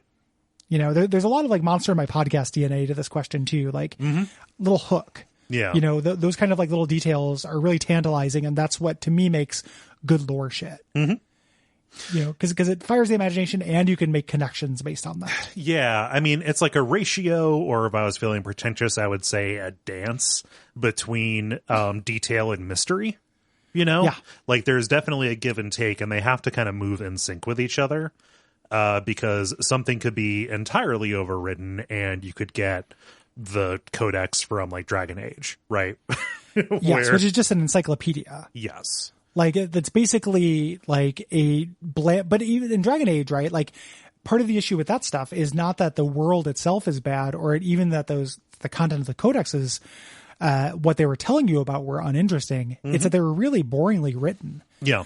Like, every one of those is 3 times the word count it should be. I mean, so to take something that is kind of like less of a pinata that we usually hit, see Blasphemous, right? Yes. Where all of the lore was presented as excerpts from a text, but because all of the text was like religious, sermons and things like that, it was all written in a style that actually like basically terminated curiosity. Yeah, obfuscated any like details that would be interesting. Every once in a while you'd run into something and it'd be like, oh, like the sepulcher of the 3 agonies. Like, that's cool. That sounds good. And then when you learn more about what the 3 agonies were, it'd be like, and so bespoke so-and-so who then, and it's just like, man, like noun soup. Yeah. Which is a Dragon Age problem as well. Or like, also tends to be a little bit of a Dark Souls 2 problem where like Dark Souls 2 also expanded on the number of like far off kingdoms. Yep. That there were. So you would just kind of get these things you'd never actually learn about. And not, learning about Mira and how like they valued, swordplay and how important that was is kind of cool. But then you end up with stuff like the Varangians, and I'm like, I don't know enough about the Varangians for them to be cool. And also the Varangians or whatever, like that's actually just pulled from our world. Yeah, like that was just the name of like a seafaring people. Yep. Like, what if pirates is not good enough? Yeah. Like, you have to, unless you're carrying that tone, like, again with The Last of Us, which is like, what if plant zombies? But they get across a lot of heavy lifting with like cinematography. Yeah. And such. And like, I have a degree of contempt for multimedia elevating a thing above its weight class. Yeah. Like, you'll understand. You'll know this character if you read the Integral novel. Yeah. Exactly. Yeah. Or just, this actually isn't that interesting, but the music is telling me it's interesting. Mm-hmm. You know, that's something you know, I don't love that, but it is something that works on me from time to time because it's a tried and tested, you know, dealy. Yeah. Like it's part of art. Music is plugged into your emotions in a way that other things are not. Yeah. You know, ideally you want them both to work together. Mm-hmm. You know, like you want like Gwyn. Yes. Where like everything works in concert and it's an absolute masterpiece of an encounter. Right. You don't have one aspect of the presentation picking up a lot of the slack for the other stuff, you know? Yeah. Yeah. Something that, you know, just again, like doing a comparison between Dark Souls 1 and Dark Souls 2, something that I think really works for me about the lore of Dark Souls 2 is that they are so focused on the idea of what different rulers did to address the curse that a lot of the detail that you find in the different areas or about different people is kind of telling the same story from different angles and different like sets of priorities and kind of like exposing different atrocities that were committed to try and contain this thing that absolutely could not be contained. So like a certain amount of thematic consistency where everything is, you know, ultimately draws to the same point, be it, you know, dealing with the curse or looking at Dark Souls 2, you know, specifically the way they address hollowing as a kind of dementia or a loss or effacement of self. I think that that really heightens a lot of that detail, and makes it resonate more when you find it. Yeah. I would agree with that. Yeah, absolutely. Part of you know, again, another like kind of contrast point. It's hard to answer this question without just doing, you know, direct contrasts of things, but like it is really a threading a needle thing because you can have a world that's too big and references too many outside points, but you can also very easily have a thing where this runs up against conservation of detail things. So an example of that is like we're doing the Surge right now for Bonfireside Chat, and there's just not enough in that world. Right. You know, it's all self-contained within this company. So every little bit of story or lore is all tied to this event in this company, which means that there is no mystery because the answer is always, you know, there's a central mystery of the plot, but in any of the, like the side details, you know, the answer is always just like, oh, Creo did it. Yeah. Oh, Creo didn't care about anybody else. And it was ruled by, you know, it was run by very vain people who are more concerned about their legacy and their and their stature than actual lives. Yeah. Which is also a cliche. Like it runs up not only in like too small of scope, but also really cliche. Yeah. Sci-fi about what if capitalism bad? Yeah. You know, we know. Trust me. Yep. We know, Serge. Like we got you. Yep. You know, weirdly enough, Lords of the Fallen is like, I don't actually even remember what that's about, but I bet you it's not as cliche as the Surge is. You know? Yeah. So, yeah, I feel like that. And then the other, like the final little piece of this, because Dark Souls is the omni comparison for video games, is how this stuff is delivered. Yeah. You know, we've spent a lot of time praising how Dark Souls does it. I think how Dark Souls does item placement and how they use items is masterclass and the best in video games. I think that, when you run into things like a codex, you know, whether it's just an in-game encyclopedia you can open or just an arbitrary Dragon Age thing where like, hey, this spot on the floor right here tells me about something on the other side of the world. If I click on it, that's also not doing enough work to fully invest you. Yeah. Like, I think that Dark Souls does a lot of lore stuff through laundering your appreciation or like your ability to get new lore through things you want anyway. Well, so I mean, like here's the word, everybody, let's go crazy. It's the secret word of the day, integration. It is tying, it is tying the lore details to a mechanical benefit, or at least a potential mechanical alteration. You might pick up a weapon that you are never going to be able to use because it's for a different build, but it is still there. There is still the possibility that it will, you know, take you in a different direction as to how you play, and it has a story attached to it. Yeah, and you look at that item to see if you can use it or what it's about, and then you read the lore, or you get the lore popping up in loading screens, which is downtime anyway. Like that, one of the low key like best things that From does is present that information. Like even in games that do it worse than other games, they're still better at presenting it than other companies that have an emphasis on lore. Yeah. So it is the, the medium influences the message and quality quite a bit in lots of different ways. Mm-hmm. So. Yeah. To take this in a slightly different direction than just From, I want to talk about like a broader series and do a contrast to like a subset of that series. So basically anything in the Ivalice or Ivalice alliance is actually really interesting to me from a tone standpoint, specifically the stuff that Yasumi Matsuno had direct involvement in. So I am speaking specifically of like Final Fantasy Tactics and Final Fantasy 12. Where that has a lot of really cool detail that is, different than what you would expect it to be, and is presented in this historical or academic tone that instead of obscuring the fun stuff about it, actually heightens it. So in Final Fantasy Tactics, where everything is presented as, this history of, a fictionalized version of like the 100 Years' War, on one hand, it feels dry when they're first introducing it to you, but it becomes clear that you are playing as not just somebody who encounters the movers and shakers, but you are a hidden part of that history that actually steers it, because Ramza has been elided, has been removed from the actual history itself. So there is a sense of having an outsized influence on an established world that is presented in an aesthetically pleasing way.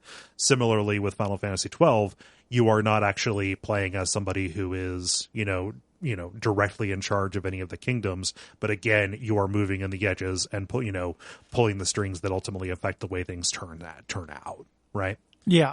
So I think that generally Final Fantasy, puts all of its details and lore on Front Street, and a lot of it is playing with like new weird, merging of sci-fi and fantasy. But Ivalice itself, I think, is the best lore that the series has to offer because of because of its peculiarities. Well, and it's also because they there's like a rich history that exists before you show up. Yes. In it, like you end up with things like just taking a popular author, not the best person to do this, but just because people know the example. Like you take somebody like George R.R. Martin, who like wrote out the entire history of this world and then started writing the novel. Yeah. And that shows, like when you do that, like that's what you pick up in Ivalice games. Yeah. Is that there's stuff that you're not going to deal with that are still very important to shaping things, and everything kind of has a reason. Has a reason behind it. Yeah.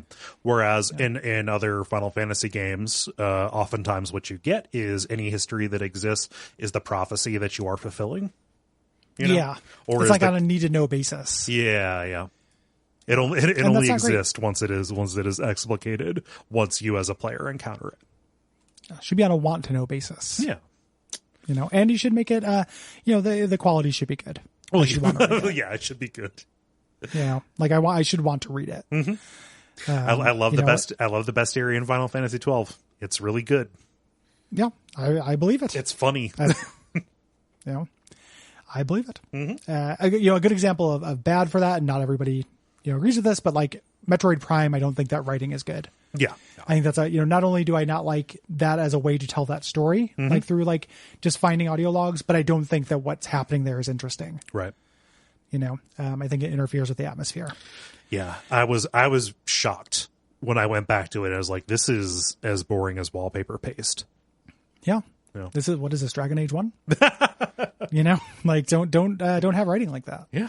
Gotta have some spark, relevant detail. Yeah. So I think that's probably good. I think so. Let us, so if you have questions and prompts, we put out the call for those every month on patreon.com/Duckfeed.tv. If you would like to give us a question or prompt, please sign up for our Patreon. And we, if we did not get to your topics, we have a bunch of them. We'll do another, cleanup episode soon. Yes. Oh. Yeah. So why don't we get started with the listener responses? And I'm just going to work this in so we don't have to edit it out. Yeah, ripping and ripping. It's time to drink a listener response. By which I mean a Diet Coke that I am pouring into a cup right now. Diet listener response. No, the listener responses are meaty. This was a 4-game month, and we had some some games people had a lot to say about. So I'm going to get us started here with Luigi. With Luigi's Mansion, not Luigi. Luigi himself didn't write in. We have Bren who says here. No. We have Bren who says via contact. I have a great deal of nostalgia for Luigi's Mansion. I wasn't allowed to have a game system when I was a kid, but over one school break, my parents caved and let me rent a GameCube and Luigi's Mansion from the local Blockbuster.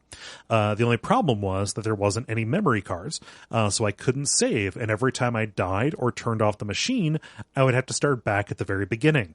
I can't remember how many times I lost to bosses, and still to this day, I have never beaten King Boo. I didn't care, though, at that age, with all that free time, being able to wander around a spooky mansion, vacuuming up ghosts and listening to eerie music was the best. I loved the game so much that when Halloween rolled around, I dressed up as Luigi, complete with a homemade Poltergust 3000, and he forever became my favorite Mario character. Hell That's yeah. great. Hell yeah for kid Luigi. Yeah. Yeah. Doesn't it feel like a million years ago that we did Luigi's Mansion? I was shocked when I looked at the calendar. That's this month? Oh, Jesus. Fuck, dude. That doesn't feel right. No. Like Time is bad. Legend of Grimrock feels like it was forever ago. Yeah. Everything is just time. Yeah. Time. Yeah, that is a cute story. Mm-hmm. Boy, memory cards. That sucked. Yeah. Derek says via contact. Can we just talk about how Luigi never once questioned how he won the mansion? Playing as Luigi is such a great flip from the ever-fearless Mario with his arsenal of power-ups. Finally, a game where the plumber really is just a plumber. I like to think that the Poltergust 3000 was an old shop vac that Egad found in his shed. The atmosphere in this game is amazing and the music is so good. Every Halloween, I make the theme my ringtone. I'm always a sucker for a map of completed rooms, and Luigi's Mansion is no exception. A bright, nice room is complete. A dark room is incomplete. I'm currently getting into the Resident Evil series, and I would like to think that Luigi's Mansion was my introduction to these classic horror-type games. Seeing a trapped Mario was a fantastic surprise, and pushes home how Luigi often feels without Mario. Mario always gets center stage, and of course he has his name on the front of the franchise, but Luigi had to fight for his respect. By the end of the game, I can say that I'm a bigger Luigi fan than I am a Mario fan. I mean, it kind of seems. I don't want to take away from that observation. Luigi has a personality, and Mario doesn't. Yeah. It's Donald Duck versus Mickey Mouse, right? Yeah, Michael Mouse. One Michael Mouse. Yeah. And if it wasn't for the hated Donald Duck's horrible voice, he'd be as good as Luigi. Yeah. That all tracks. Mario is pretty boring. Like, I love Mario games. I like looking at Mario. Like the sounds Mario makes. Like, I get a little dopamine. Like, hey, look, it's Mario. Yeah. I enjoy the Mario. Dresses up as a cat, dresses up as a bee. These are all good things. Yeah. But Luigi does have like a much stronger personality. Isn't it weird how Toad doesn't really have a personality?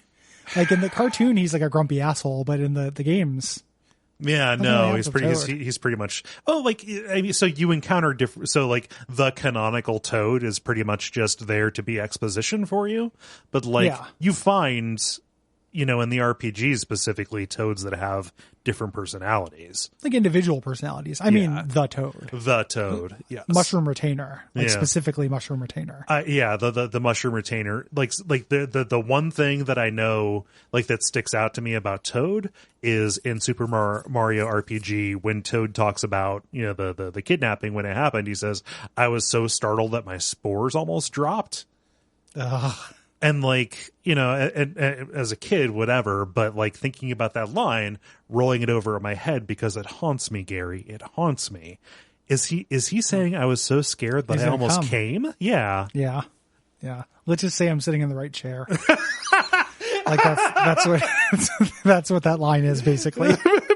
pretty much. Like it doesn't make a lot of sense. Why do you spend so much time on that motorcycle, Toad?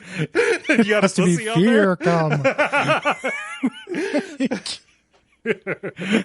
Fear come. I don't like fear come. I don't like the idea of being scared at the moment of ejaculation. No.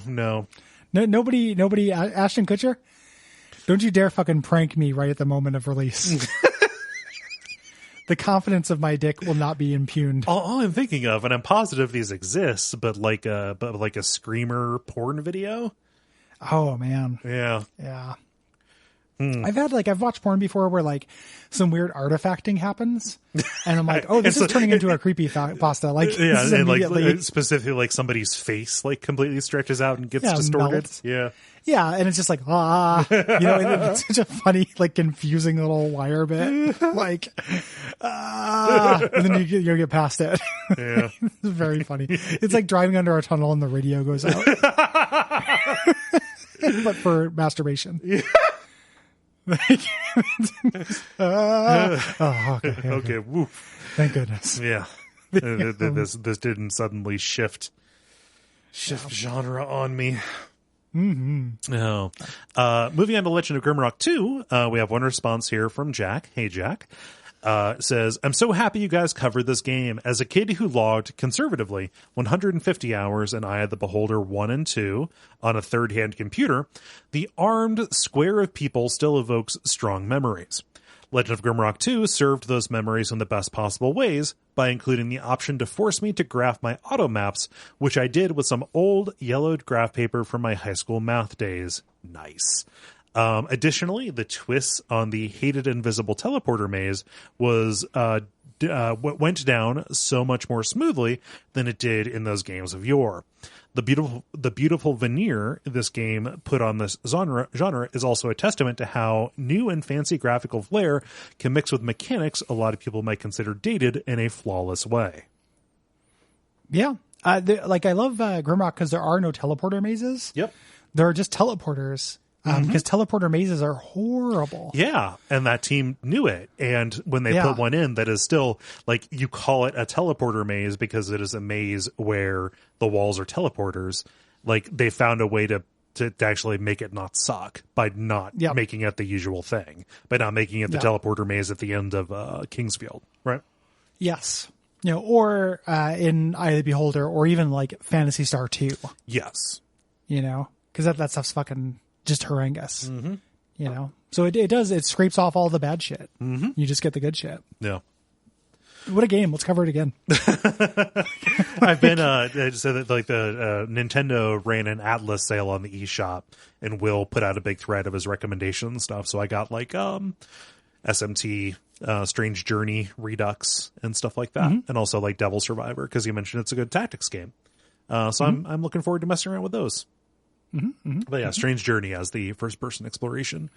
I don't know. I've got a bit of a hunger for this kind of thing after my good experience with Grimrock 2. I was thinking about that, but I think I really need it to not be turn based. Yeah, I can see that. Like one of the questions that didn't pop in that was like on the Patreon, but we didn't get to it. This month that we'll get to next month was like, what are some games that get ruined by a single mechanic, or something like that. And like, the example I was used for that is like fall damage in Portal. Like it doesn't have that, but it would ruin it. I think, and nobody's advocating this, but like, we've been talking about Grimrock in the Slack, and someone was talking about like why you would make it turn-based like a regular person. And like, they were talking about rebuilding it. Like, I'm not trying to straw man them. But if you just took Grimrock as it is now and made it turn-based, it would absolutely ruin the game. The game would be unplayable. And like, that is I don't want to do wizardry. Like, I don't want to not solve puzzles, and I don't want to walk around and do JRPG combat just in first person. Like, I want to do Grimrock. Like, I want to do Grimrock shit in first person. Like, there's a big difference between and like Eye of the Beholder. For me. Yep. Grimrock is special. Very special. Yeah. So, moving on to Prince of Persia: Sands of Time. Responses. Matt says, I love the episode on Sands of Time. I remember having the same beefs with combat last time I visited it.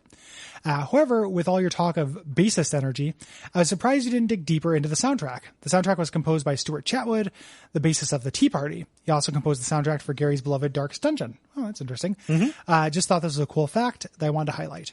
I think we did mention the band. I did not know that the bassist also did the Darkest Dungeon. Yeah, that's soundtrack. A good, cool connection. I did not see. I remember liking the music, with the exception of that prison sting where it became chug rock. chorus, riff, chug riff. Chug riff, blues Talica. Oblivion outro, blues Talica. Wait, did they add blues Talica to the board? Blues Talica has been on the board. That's the opening. Oh, shit. That's right after the intro. It goes into Blues Talica. Okay. I forgot in that story about Blues Talica.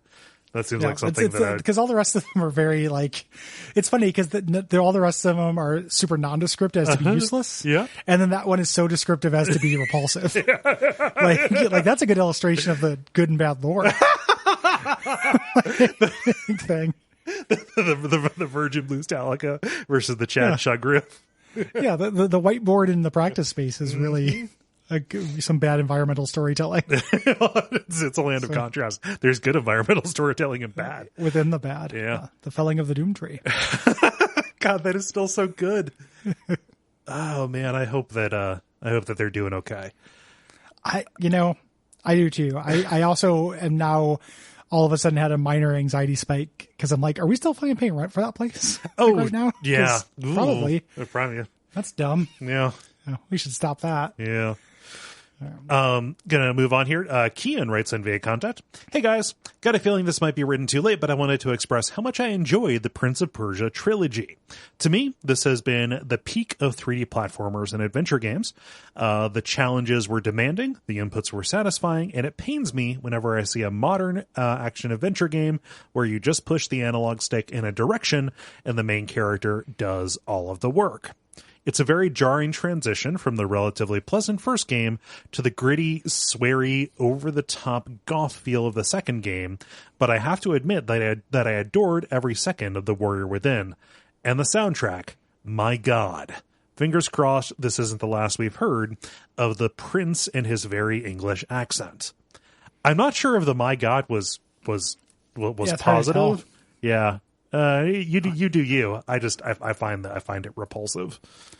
I like the idea. I knew that the second one was gritty, but I've never played it. And adding the adjective sweary makes it very funny to me. It is very sweary. Because like that's hilarious. Like that sounds very funny to me. That sounds like which one of you limp dicks wants to get a TACCOM online? Like some Rogue Warrior shit. It's funny to me. It is sweary, and if you do like an image search for it, one of the main villains, or at least like who appears to be the main villain, is a very chesty woman in like a very impractical metal bikini. Yeah, no, they put some TNA in front of you too. Cool. Yeah, it's love it. Give me that T, but also that A. And little P for daddy. Scott says via contact, I have a very love-hate relationship with Sands of Time. It's a game I've started 4 times over the course of 17 years, but never finished. I always find myself stuck at one point or another. The third time being a game-breaking glitch that can be encountered in the observatory that makes the game impossible to finish. The fourth time playing through, I got stuck in the elevator fight, where all the flaws of the combat system are highlighted. Being stun-locked by a group of enemies surrounding you, the prince running up a blue enemy when you just want to roll out of the way, and the general lack of precision that the combat sometimes has. At least for now, my patience for the game has run out. There's still plenty to like, and it says something positive about the game that I've given it so much of my time. But I feel in plenty of places it shows a few too many rough edges that are indicative of that console generation.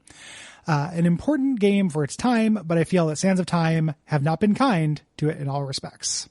Yeah, the Sands of Time have not been kind to the Sands of Time. Mm-hmm. Yeah, I agree. I'm really happy that I didn't run into that game-breaking glitch.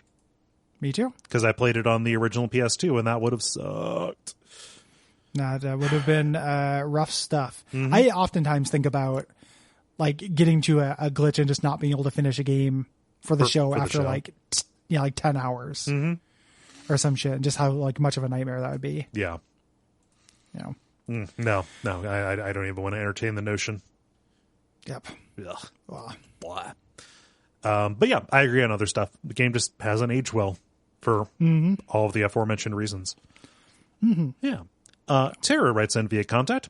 When I first played through Sands of Time at a friend's house, like a lot of people I suspect, I over-relied on the vault attack, leading to extreme difficulty in the boss battle against Prince Dad, and eventually bringing my run to a complete end when the game started having battles against all tough enemies who punish this move.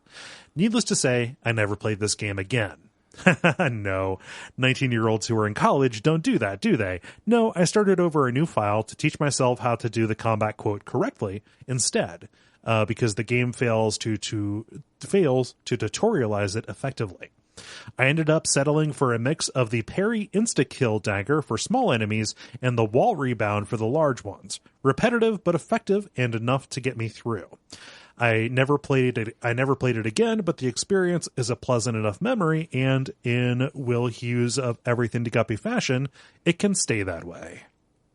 It's the secret. Yep. The secret to games you played in your early 20s and late teens. Leave them there, baby. Ooh. Yeah, no, they have a place of honor. Do not take them down from the place of honor by examining that feeling. Mm-hmm. Yeah. Yeah. Let that be the wing of the house you don't go into. Yeah, I agree to all the points. Mm-hmm. You know, I eventually found an effective method of doing combat. It actually, like, that part of it, that bit of prose reminds me of the Surge too, where it's like I ended up finding a very effective strategy that was pretty repetitive. Yeah. For a lot of it. And like effective but repetitive is never like a great feeling. Yeah. It's like an interesting thing too, because like when that comes up, there's like kind of two schools. They're like, yes, that's a flaw. And then there are people who are like, well, it could be more interesting if you make it more interesting. And I don't know where, you know, it's on a game to game basis where I come down on that. Like, yeah. So, Alex says, via Nova Scotia. The Prince of Persia games all have their flaws to separate degrees, as the show rightly points out. For me, what really puts them in a class by themselves, one, primarily in the sands of time, is a feeling that I can't really describe, that I'm not just navigating artificial video game levels, but a real vibrant place. The fourth wall mentally falls away. I imagine a lot of this is because the architecture is such a key component of playing the game, but the feeling of organic environments, for me, go beyond anything I felt in the game, save for Ico and many years later playing Dark Souls 1. The other half of the magic is how awesome the wall running feels as a mechanic. It is subjective, of course, but nothing I've ever done in a video game has felt quite so good and satisfying as moving around in the Prince of Persia world, and is great in all of the games in the series. Yeah, I'm definitely with you on the second part. I think that feels really good. The levels do feel very artificial to me. Yeah. But I think, you know, they feel like test chambers. But I can see, you know, not having that reaction as well. Yeah, I definitely felt this way back when I played it, you know, back in the day. I think I'm an Eco stan, have been, was, and continue to be. I think that I was hungry to look for that aspect and find that aspect in lots of other things. And so I think that I had that notion, and I was bummed when I went back to it and kind of saw how artificial it feels. I don't know how recently Alex has played Prince of Persia, so I don't want to contradict them if that was their actual feeling, because there's a kernel of it there at the very least. There's an attempt or a nod toward it. And Alex, you should check out Titanfall 2 if you have not. Yes, because that is some wall running porn. That's really good. Yeah, love Titanfall 2. Yeah, because all the characters they compliment me. I am a battle god in this world. Yeah. In Titanfall 2, I'm a Viking. To hero. Yeah. Like you've been promoted to savior, soldier. Doug writes in via contact saying, I agree with your overall assessment of Prince of Persia in that while the combat is the game's weak point, the platforming still shines. The game, its sequels, and the 2008 entry remain the only third-person action games I can think of that specialize in this kind of parkour puzzle.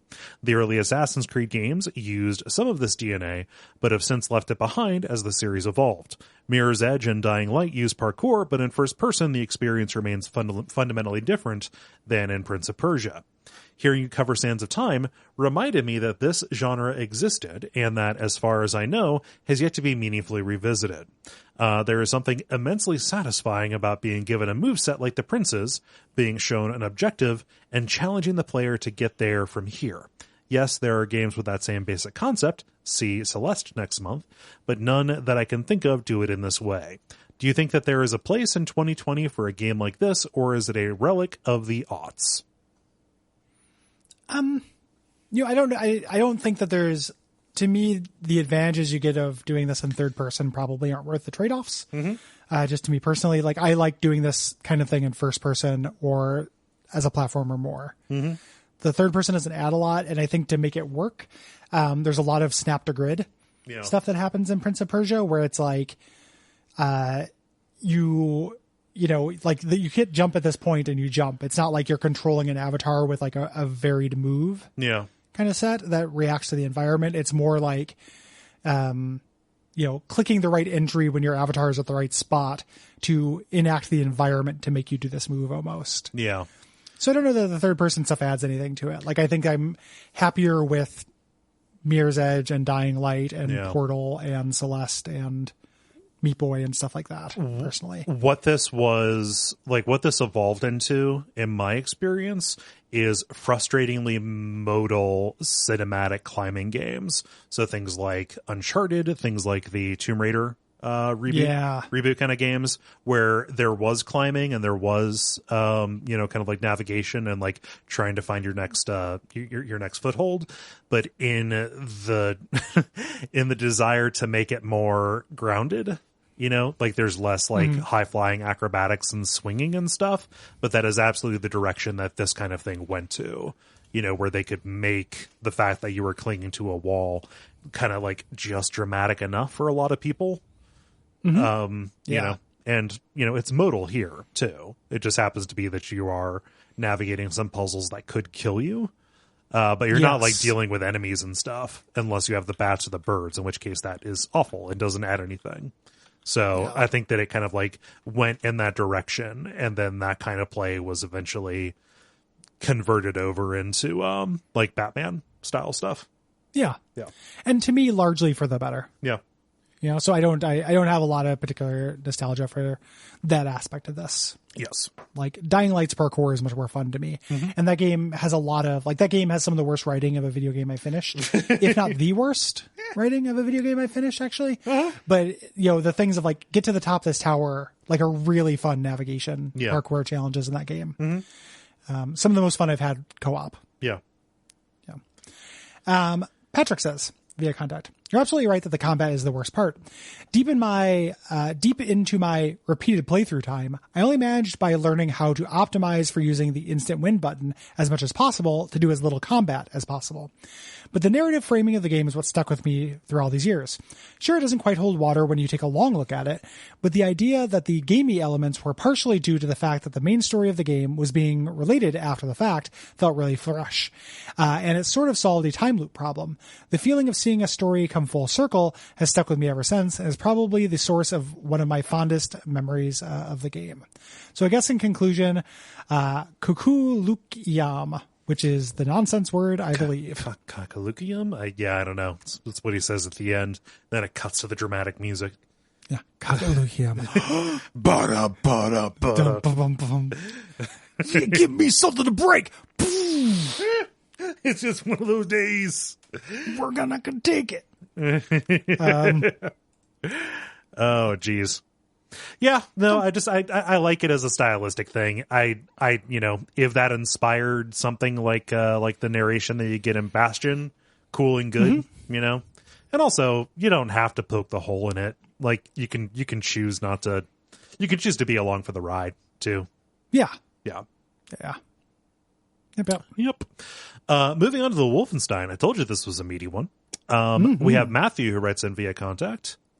Saying, I'm pursuing a career as a screenwriter on the side, and one of my favorite things to see done well is invisible foreshadowing and audience priming. One great example of this would be in Jaws, when Brody gets yelled at for almost blowing up the oxygen tank. It's setting up for the ending explosion, but at the time it just feels like it's establishing that Brody is out of his element. Wolfenstein had one of my all-time favorite examples of this in The Monkey Cat. It feels like they're trying to set up a uniquely silhouetted R2-D2 style mascot for your new HQ, plus it's just funny, plus it is just a funny mad scientist beat. But it pretty definitely makes the most wild part of the story, your character's beheading and resurrection, much easier to swallow. It's still out of left field, it is still wild, but it flies because it is an established technology. As goofy as the story is, I love the care that goes into the writing. Down with fascists, up with care and attention to detail and storytelling.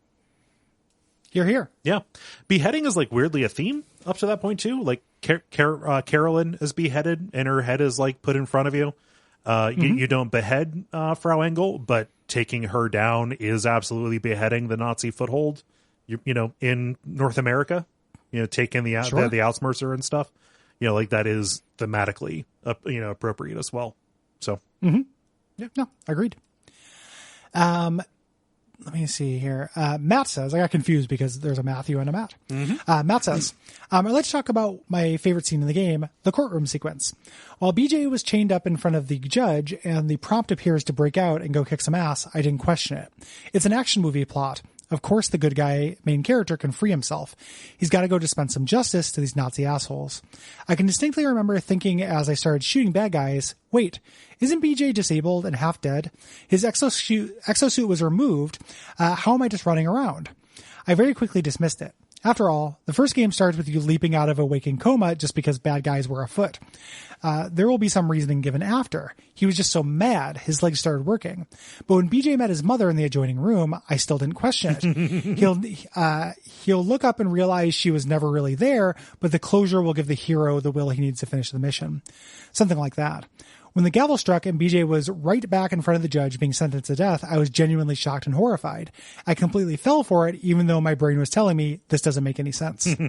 I really appreciate when a game can mess with genre and expectations in a way I don't see coming. I think this one works especially well because in that moment, the player wants nothing more than to break free and kick ass, and the game indulges you.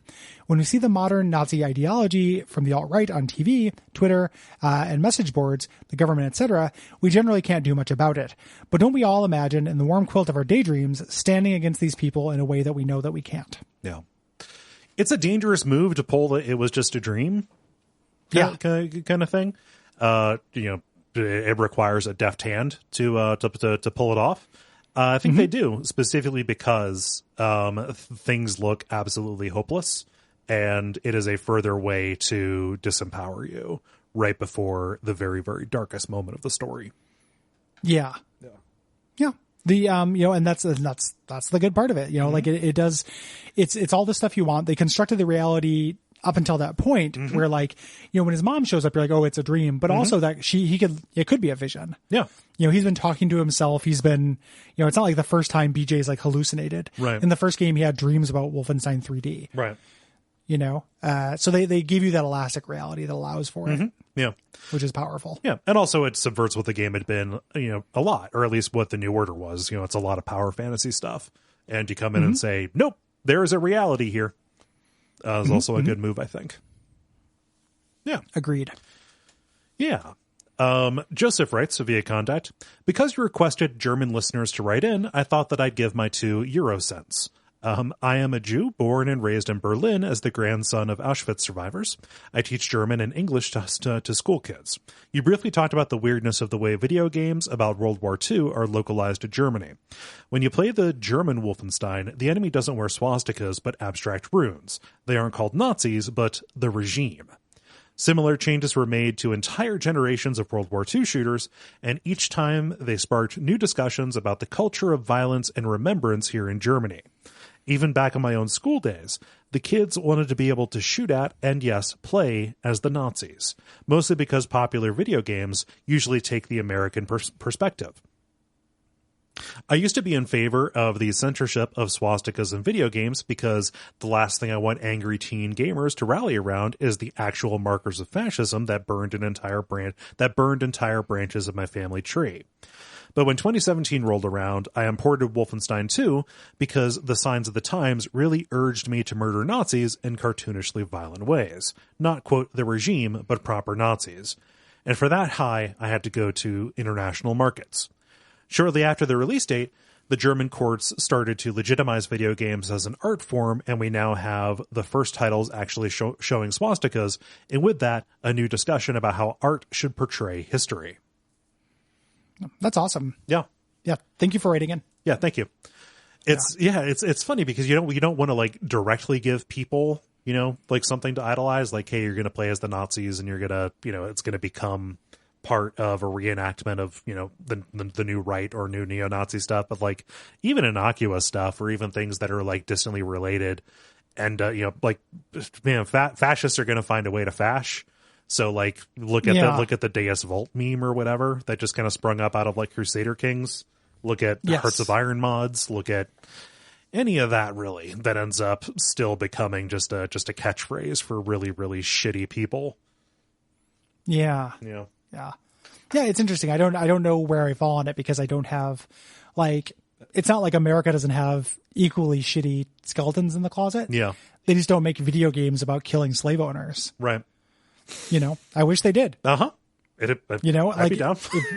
Yeah. Like if we had that discussion about like whether, we could show a Confederate flag in a game, or whether, things like that. I think that would be useful and interesting, and experiencing that. But it is, just the American perspective being kind of the default for a lot of media. Yes. Does make, that's what makes Joseph's perspective here really like valuable and interesting. Yeah. And I kind of see both sides of it. I kind of see it a little bit. Like I understand, that point, like Fash is going to find a way to Fash. At the same time, like depending on how young the kid is, like it could, yeah. I don't know. Yeah. Like kids are in school days going outside pretending to be Nazis. Like, I don't think I'd feel great about that. No. So yeah. I don't know what the answer is for it. Yeah. I similarly am. I can see both interpretations of it. Yeah. You don't want to make it easy for them, I know that if like I had kids and they were again pretending to be like Civil War, Confederate soldiers, like I'd have a real problem with it. But we just don't. Our history, like our black marks of history, just don't have the same pop cultural impact. Right. Yeah. It's kind of wild. But give me that game. Give me that Wolfenstein where all you do is kill plantation owners. Yeah.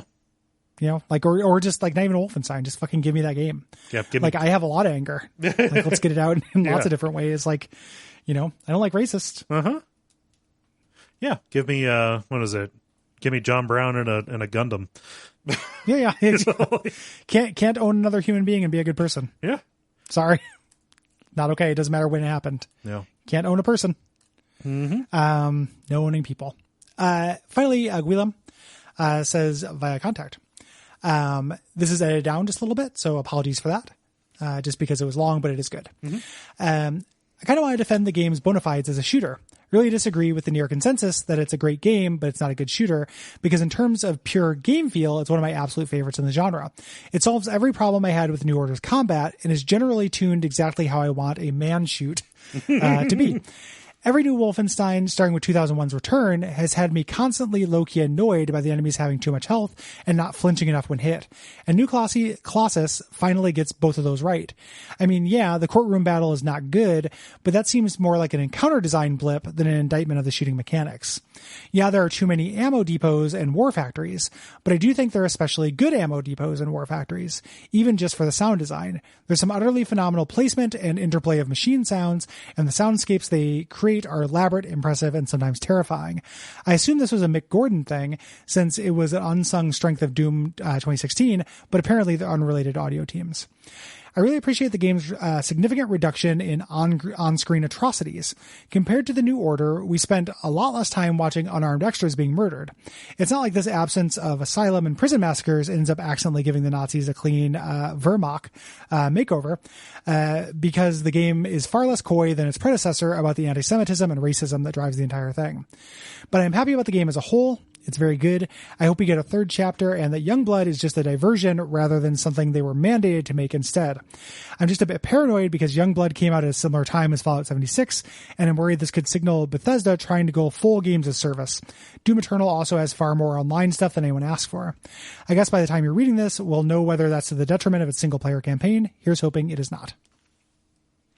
Don't know, because I haven't read the takes. Yeah. Yep, I have not read the takes, and I have not played Doom Eternal yet. It's always hard to, it's really hard to rectify this kind of stuff, because, I felt like the enemies in New Colossus are very bullet spongy. Yeah. And didn't react enough to being hit. So, it's just a different experience thing, so there's no real way to, I'm happy to have the perspective, for sure. It just wasn't my experience. Yeah. No, I was going to address that too, especially when they start throwing more heavily armored guys into the mix-ups, just as it shifts over from being, regular guards and things like that. You just end up emptying whole clips into people. Yeah. And it's, for me, it was really hard to overlook the thematic sameness to see the wireframe of the levels as anything but hallways, Yeah. So it's tough. So I buy it. I'm glad that Glenn had that experience. With it. But it just wasn't not my experience. Yeah. And I also hope that they are working on the conclusion to this trilogy. I would like to know. Oh, very much. Yeah. I would like to know more. Yeah. Like absolutely, day and date purchase. Love it. So thanks everybody for writing in. The deadline is always the 15th of the month. So if you have anything to say about Maze games, the deadline is May 15th. Maze games like Pac-Man and... Nope. Oh, Rally X. Okay. Nope. Games like the Celeste, Hypnospace Outlaw, and Resident Evil 3 Remake. Yeah. And if you have thoughts about June's games, the deadline is June the 15th at Duckfeed.tv/contact. And those games are Dreamfall, The Longest Journey, Crash Bandicoot 2, and Castlevania Order of Ecclesia. Yeah. Weird month. Uh-huh. But I'm excited. Me too. For it. Dreamfall and Crash are both listener responses. We put Order of Ecclesia on the board because it's been a while since we've done a Castlevania. Yeah. And that's the one that I most frequently feel the desire to revisit. I love Order of Ecclesia, Same. Gary. Me too. Yeah. It's that and Dawn of Sorrow, but Order of Ecclesia has a better story. I like it more. Yes. So don't give me this Neo Tokyo horseshit. Ever. Ever. Yes. Please. Ever. If you like the show, if you want to, so the Order of Ecclesia will be our premium episode. If you want the premium episode on the new Colossus that we did, the way you get that is by being a patron. If you go to patreon.com/Duckfeed.tv, you can support your boys and you can get a bunch of bonus stuff. You can also leave us ratings or reviews on Apple Podcast. Yes. Tell your friends. Write about us on social media and things like that. We always appreciate when people help spread the word. Yeah. Absolutely. Yeah. And I think that's probably about it. I think so. Yeah. So until next time, take care. Take care. Good night.